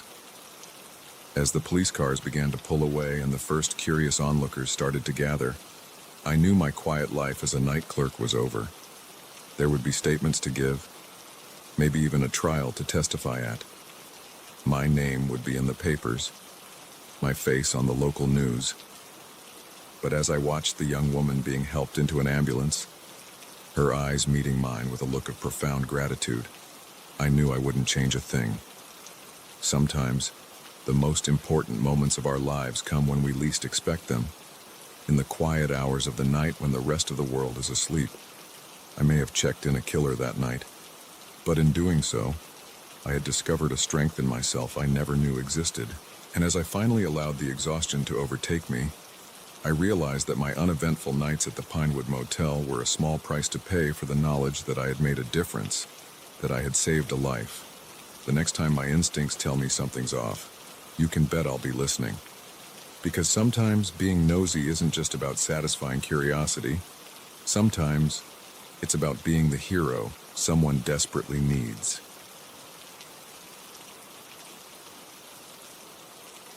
The moment I saw the blood on his shirt, I knew this wasn't going to be an ordinary fare. As a cab driver in this city for 15 years, I'd seen my share of strange passengers, but the desperation in this man's eyes told me I was about to get involved in something far beyond a simple ride home. Little did I know, my decision to pick him up would plunge me into a night of terror, forcing me to choose between my safety and my conscience. It was just past midnight, the streets slick with recent rain, neon signs reflecting in puddles like portals to another world. I'd been driving for hours, the late-night shift always a mix of drunks, night owls, and the occasional lost soul. I was about to call it a night when I saw him. He was standing on a corner in one of the rougher parts of town, arm outstretched, eyes darting around nervously. Even from a distance, I could tell something was off. His clothes were disheveled, and he kept looking over his shoulder like he expected someone to jump out of the shadows at any moment. Every instinct told me to keep driving. But something, call it curiosity, compassion, or just plain stupidity, made me pull over. As soon as he got in, the metallic scent of blood filled the cab. Up close, I could see the dark stain spreading across his abdomen, partially hidden by his jacket. "Where to?" I asked, trying to keep my voice steady. "I just drive," he gasped. slumping down in the seat. Anywhere. Fast. I pulled away from the curb, my mind racing. Who was this guy? What had happened to him? And more importantly, what was I getting myself into? "Look, man," I said, glancing at him in the rearview mirror. "You're bleeding pretty bad. Maybe we should get you to a hospital." "No hospitals," he said sharply, then winced in pain. "They'll find me there." "Who's a they?" I asked, a knot forming in my stomach. He didn't answer, just closed his eyes and pressed his hand harder against his wound. We drove in tense silence for a while, the only sounds the hum of the engine and his labored breathing. I kept one eye on the road and one on the rearview mirror, half expecting to see someone following us. After about 20 minutes, when we were well out of the city, he spoke again. "Pull over. I need a minute." I hesitated, but the pleading look in his eyes made me relent. I pulled onto the shoulder of the deserted highway, killed the engine, and turned to face him. "All right," I said. "I think it's time you told me what's going on. Who are you running from?" He sighed, wincing as he shifted in his seat. "You ever make a mistake so big, so monumentally stupid, that you knew your life would never be the same?" I nodded slowly, thinking of my own past regrets. "Well, I made that mistake," he continued. I got involved with some bad people, thought I could outsmart them, make some quick cash, but they caught on, and now..." He gestured to his bloody shirt. "Jesus," I muttered. "So what now?" "You can't run forever." "I just need to get to a safe place," he said. "I know someone who can help, but it's a long drive. I'll pay you double your rate if you take me." I should have said no. Should have told him to get out of my cab and never look back. But there was something in his eyes, a mixture of fear and hope that made me pause. "Triple rate," I said finally. "And you tell me everything. No more secrets?" He nodded, relief washing over his face. "Deal." As we pulled back onto the highway, he began to talk. His name was Alex, and he'd gotten mixed up with a drug trafficking ring. He was supposed to be their accountant, helping them launder money. But he'd gotten greedy, skimmed off the top, thinking they'd never notice. They noticed. "So who shot you?" I asked, piecing together the story. "One of their enforcers," Alex replied, his voice tight with pain. "I managed to get away, but they'll be looking for me. That's why we can't go to a hospital. They have people everywhere." I gripped the steering wheel tighter, suddenly very aware of how vulnerable we were out here on the open road. "And this person we're going to see, you're sure they can help?" Alex nodded. Let's just say she specializes in making people disappear. New identities, that sort of thing." Great, I thought. Not only was I harboring a fugitive, but now I was an accessory to whatever illegal witness protection scheme he was cooking up. We drove through the night, the landscape changing from urban sprawl to rolling countryside. I kept a vigilant eye on the rearview mirror, jumping at every set of headlights that appeared behind us. Around 3 a.m., as we were passing through a small town, Alex suddenly tensed up. "That black SUV," he said, his voice tight. "It's been behind us for the last 10 miles. I checked the mirror, my heart rate spiking. He was right. The vehicle was keeping its distance, but it was definitely tailing us." "Hold on," I said, pressing down on the accelerator. The cab surged forward, and I took a sharp turn onto a side street. The SUV followed. "Shit," Alex muttered. "They found us." My mind raced, trying to remember every car chase scene I'd ever seen in movies. I took random turns, doubling back, trying to lose our tail. But the SUV stayed with us, getting closer with each passing minute. "There!" Alex shouted, pointing to a narrow alley between two buildings. "Turn there." I didn't hesitate, wrenching the wheel to the side. The cab screeched into the alley, barely fitting between the walls. I held my breath, praying we wouldn't get stuck. We burst out the other side, and I immediately took another turn. When I checked the mirror again, the SUV was gone. "I think we lost them," I said, relief flooding through me. But Alex wasn't celebrating. "They'll find us again," he said grimly. "We need to ditch the cab. It's too recognizable."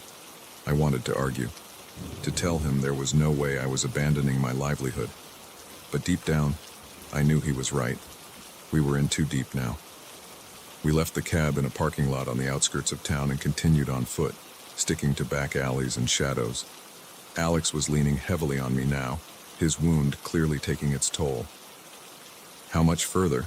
I asked, supporting most of his weight. "Not far," he gasped. "There's a bus station a few blocks from here. We can catch a ride to the next town." As we turned a corner, I saw the neon sign of the bus station glowing in the distance. We were going to make it. Then I heard the screech of tires behind us. "Run!" Alex yelled, pushing me forward. We sprinted towards the station, adrenaline overriding exhaustion and pain. I could hear footsteps pounding behind us, getting closer with each second. We burst into the station, startling the few late-night travelers waiting for their buses. Without stopping, we ran straight through to the boarding area. A bus was just pulling out. Without thinking, I grabbed Alex and made a leap for the closing doors. We tumbled inside, the doors slamming shut behind us. As the bus pulled away, I saw two men in dark suits run into the station, their faces contorted with anger. We'd made it by seconds. Alex and I collapsed into seats, both of us breathing heavily. The few other passengers stared at us warily, but no one said anything. "Thank you," Alex said quietly after a while. "You saved my life." I nodded, still trying to process everything that had happened. "What now?" He smiled weakly. "Now, we disappear." As the bus carried us into the unknown, I realized my life had irrevocably changed.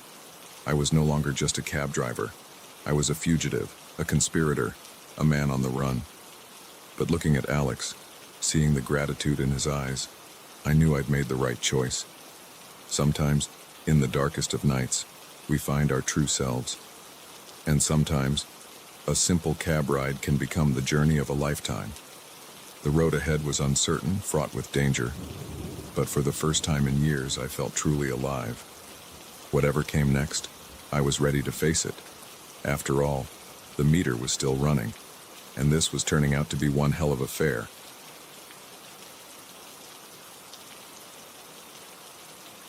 The neon sign flickered outside, casting an eerie glow through the grimy windows of Lou's diner. It was 2 a.m., and the group that had just walked in made the hair on the back of my neck stand up. Their eyes were wild, their movements erratic, and something about them screamed danger. Little did I know, my gut feeling was about to be proven right in the most terrifying night of my life. I'd been working the graveyard shift at Lou's for about 6 months. It wasn't glamorous, but it paid the bills and gave me time to work on my screenplay during the quiet hours. Most nights were uneventful. A few truckers stopping for coffee, maybe a couple of drunk college kids wanting greasy food to sober up. But this night was different from the moment that group walked in. There were 5 of them, 3 men and 2 women. They looked like they'd been through hell, their clothes disheveled and dirty, hair matted and wild. The tallest man, who seemed to be the leader, had a nasty-looking cut above his eye that hadn't been treated. They slid into a booth near the back, their eyes darting around the diner suspiciously. I approached their table, pen and pad in hand, trying to keep my voice steady. "Welcome to Lou's. What can I get for you folks tonight?" The leader looked up at me, his eyes bloodshot and intense. "Coffee, lots of it, and whatever food you can get out fastest." I nodded, jotting down the order. 5 coffees and 5 specials coming right up. As I turned to head back to the counter, I heard one of the women mutter, "We can't stay long. They'll be looking for us." My heart started racing. Who was looking for them? Were they criminals on the run? I tried to push the thoughts away as I poured their coffee and put in the order for their food. It wasn't my business. I just needed to serve them and hope they'd leave quickly. But as the night wore on, their behavior became increasingly erratic. They wolfed down their food like they hadn't eaten in days, constantly glancing out the windows. The leader kept getting up to peer out the blinds, his hand twitching near his waistband in a way that made me suspect he was carrying a weapon. I busied myself wiping down the counter, trying not to stare, but I couldn't help overhearing snippets of their hushed conversation. "We need to keep moving," one of the men said. "They could have tracked us here." "We're all exhausted," the other woman argued. "We need rest or we'll make mistakes." The leader slammed his fist on the table, making me jump. "We don't have a choice. If they catch us, it's over. For all of us." I was starting to seriously consider calling the police when the bell above the door jingled. Two men in dark suits walked in, their faces grim and purposeful. The atmosphere in the diner instantly changed, tension crackling in the air like electricity before a storm. The group in the booth went dead silent, their bodies rigid with fear. The leader's hand disappeared under the table, and I was certain he was gripping a gun. The men in suits approached the counter, their eyes scanning the diner. One of them pulled out a badge. "FBI, we're looking for some dangerous fugitives. Have you seen anyone suspicious tonight?" My mouth went dry. I glanced at the group in the booth, saw the desperation and fear in their eyes. In that split second, I had to make a decision that could change everything. "No, sir," I heard myself say. "It's been a quiet night, just the usual truckers and night owls." The agent's eyes narrowed, studying my face. "You're sure about that? These people are extremely dangerous. Hiding them would be a federal offense." I swallowed hard, forcing myself to meet his gaze. "I'm sure. Nobody fitting that description has come in tonight." He held my gaze for a moment longer, then nodded. "All right. If you see anything suspicious, call this number immediately." He handed me a card, then turned to his partner. "Let's check the gas station down the road." As soon as they left, the leader of the group was on his feet. "We need to go. Now." They scrambled out of the booth, throwing money on the table. But before they reached the door, the leader turned back to me. "Why?" he asked simply. I shrugged, my heart still pounding. "I don't know what's going on, but you folks look scared, not dangerous. I hope I made the right call." He nodded solemnly. "You did. Thank you. You may have just saved more lives than you know." And with that, they were gone, disappearing into the night as quickly as they had appeared. I stood there for a long moment, trying to process what had just happened. Had I just aided and abetted fugitives? Or had I helped innocent people escape some kind of injustice? The FBI agent's words echoed in my mind. These people were supposedly dangerous. But my gut told me there was more to the story. As the night wore on, my mind raced with possibilities. Were they whistleblowers on the run from some corrupt government agency? Victims of a conspiracy who knew too much? Or had I made a terrible mistake, letting actually dangerous criminals slip away? Around 4 a.m., the bell jingled again. My heart leapt into my throat, expecting the FBI agents to return. But it was just old Joe, right on schedule for his pre-dawn coffee and pie. "You look like you've seen a ghost, kid," he said as he settled onto his usual stool. "Rough night?" I managed a weak smile. "You could say that, Joe. You could definitely say that." As I poured his coffee, I debated whether to tell him what had happened, but I decided against it. The less people who knew, the better. Whatever was going on, I was now involuntarily part of it. The rest of my shift passed in a blur of anxious glances at the door and jumping at every small noise. When my replacement arrived at 6 a.m., I practically ran out of the diner, desperate to get home and try to make sense of everything. But as I unlocked my apartment door, I froze. There, slipped under the door, was a plain white envelope. With shaking hands, I opened it. Inside was a short note and a flash drive. The note read, "You took a chance on us. Now we're taking a chance on you. The truth is on this drive. Be careful who you trust. The world needs to know, but they'll do anything to keep it hidden. Thank you for your courage. M." I stared at the flash drive, my mind reeling. Whatever was on it, I knew my life would never be the same once I viewed its contents. I had a choice to make: plug it in and potentially put myself in danger, or destroy it and try to forget this night ever happened. As I sat there, the first rays of dawn creeping through my window, I realized that the choice had already been made the moment I lied to the FBI agent. I was in this now, for better or worse. With a deep breath, I booted up my laptop and plugged in the flash drive. As files began to populate my screen, documents, photos, videos, I felt a mix of fear and exhilaration. Whatever this was, it was big. And somehow, I, a simple diner worker with dreams of Hollywood, had stumbled right into the middle of it. The sun rose fully as I delved into the files, each revelation more shocking than the last. I realized that my simple act of trusting my instincts in the diner had set in motion a chain of events that could change everything. As I finally closed my laptop, my mind swimming with the weight of what I'd learned, I couldn't help but laugh at the irony. For months, I'd been trying to write a screenplay, searching for that perfect story that would launch my career. And now, the most incredible story I could imagine had quite literally walked right into my diner. I knew the coming days and weeks would be dangerous. The people after my mysterious visitors wouldn't give up easily. But as I finally lay down to sleep, exhausted but exhilarated, I felt more alive than I had in years. My graveyard shift at Lou's Diner had turned into the prologue of an adventure I never could have imagined. And somehow, I knew this was only the beginning. Whatever came next, I was ready.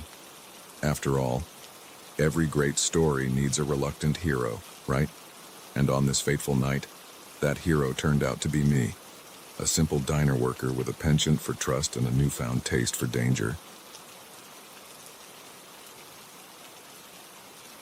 The eerie blue glow pulsing from deep within the forest was unlike anything I'd ever seen in my 15 years as a forest ranger. As I cautiously approached, the hairs on the back of my neck stood up, and an inexplicable sense of dread washed over me.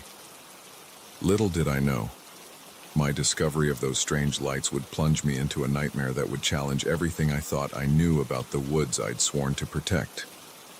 It was supposed to be a routine night patrol, the kind I'd done countless times before, checking for illegal campers or signs of wildfires. The air was crisp with the scent of pine, and a full moon cast long shadows between the trees. Everything seemed normal, until I saw that otherworldly light flickering through the branches. I radioed back to base, reporting my position and intention to investigate. In hindsight, I should have waited for backup, but curiosity got the better of me, and I ventured deeper into the woods, following the pulsating blue glow. As I got closer, I began to hear chanting, low, rhythmic, and in a language I didn't recognize. My hand instinctively went to the gun at my hip, though I wasn't sure what good it would do against whatever was producing that light.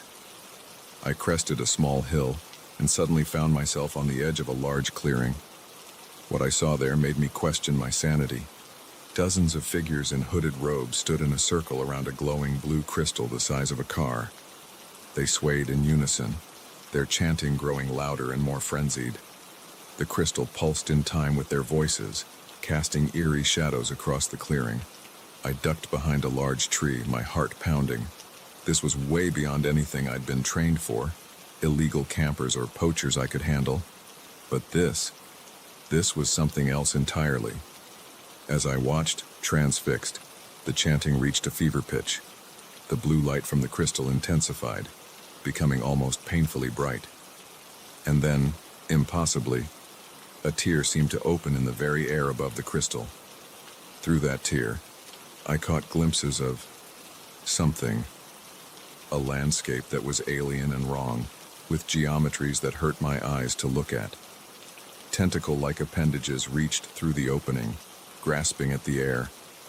I must have made a sound, a gasp or a whimper, because suddenly, one of the robed figures turned and looked directly at me. Even from this distance, I could see that its eyes glowed with the same blue light as the crystal.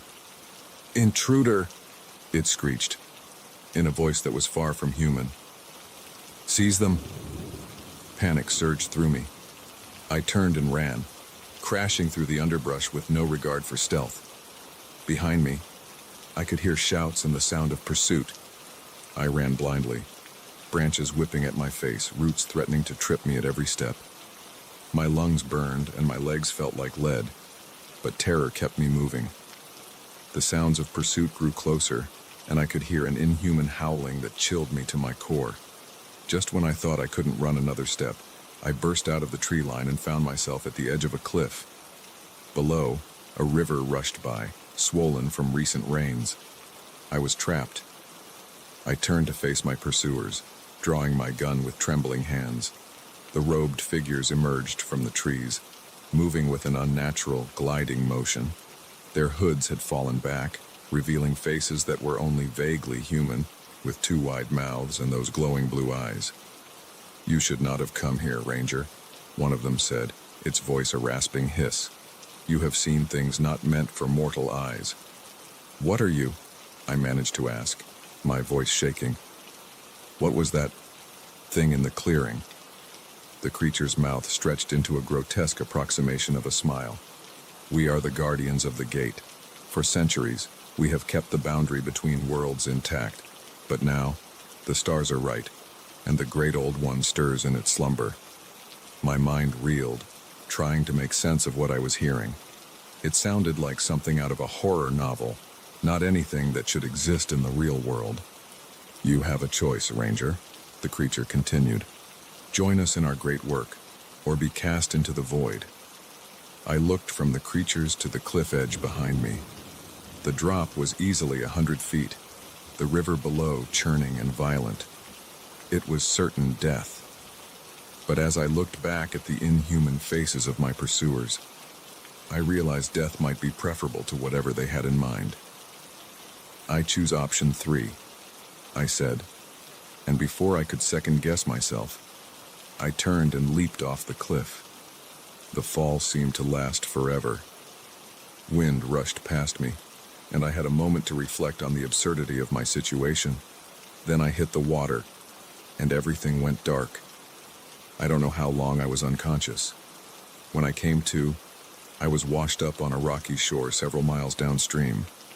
Every part of my body ached, and I was pretty sure I had a couple of broken ribs, but I was alive. As I lay there, gasping and shivering, I tried to process what I'd seen. Part of me wanted to believe it had all been a hallucination, maybe caused by some toxic fungus I'd inhaled. But I knew, deep down, that it had been real. I managed to drag myself to my feet and stumbled through the woods until I found a road. A passing trucker took pity on me and gave me a ride back to the ranger station. My colleagues were shocked when I stumbled in, soaking wet and babbling about glowing crystals and inhuman cultists. They assumed I'd had some kind of accident and hit my head. I was sent to the hospital, where doctors diagnosed me with a concussion and exposure. In the days that followed, I debated whether to tell the full story of what I'd seen, but every time I started to, the words stuck in my throat. Who would believe me? I'd be labeled as crazy, probably lose my job. And a small, terrified part of me wondered if those creatures might come for me if I talked. So I kept quiet. I told everyone I'd fallen while on patrol and washed downstream. They seemed to accept it, though I caught concerned looks from my co-workers when they thought I wasn't looking. I threw myself back into my work, trying to pretend everything was normal, but nothing was the same. Every time I went into the forest, I found myself jumping at shadows, half expecting to see that blue glow through the trees. I avoided that section of the woods where I'd seen the crystal, making excuses to send other rangers there instead. Weeks passed, then months. Slowly, the memory of that night began to fade, taking on the quality of a bad dream. I started to wonder if maybe I had imagined it all. Then, one night, I was working late at the station when a call came in. A hiker had reported seeing strange lights deep in the woods, in the exact area where I'd encountered the cult. My blood ran cold as I listened to the hiker's description. It matched what I'd seen, down to the eerie blue glow. I knew I had a choice to make. I could ignore it, pass the call along to someone else, pretend I'd never heard it, or I could face my fears, go back out there, and try to stop whatever dark ritual was taking place. As I sat there, the radio in my hand, I realized that this was bigger than just me. Whatever those creatures were, whatever they were trying to do, it threatened not just the forest I'd sworn to protect, but potentially the whole world. With shaking hands, I keyed the radio. "This is Ranger Thompson. I'll check it out." As I geared up, checking my flashlight and making sure my gun was loaded, I tried to push down the fear threatening to overwhelm me. I didn't know what I'd find out there in the dark woods, or if I'd even survive the night. But I knew I had to try, because sometimes being a forest ranger means more than just protecting trees and wildlife. Sometimes it means being the only line of defense against threats most people couldn't even imagine. As I stepped out into the night, the full moon casting long shadows across the parking lot, I took a deep breath. Whatever happened, I was done running. It was time to face the darkness head on. The forest waited, its secrets and horrors hidden in the shadows between the trees, and I was going to uncover them, no matter the cost.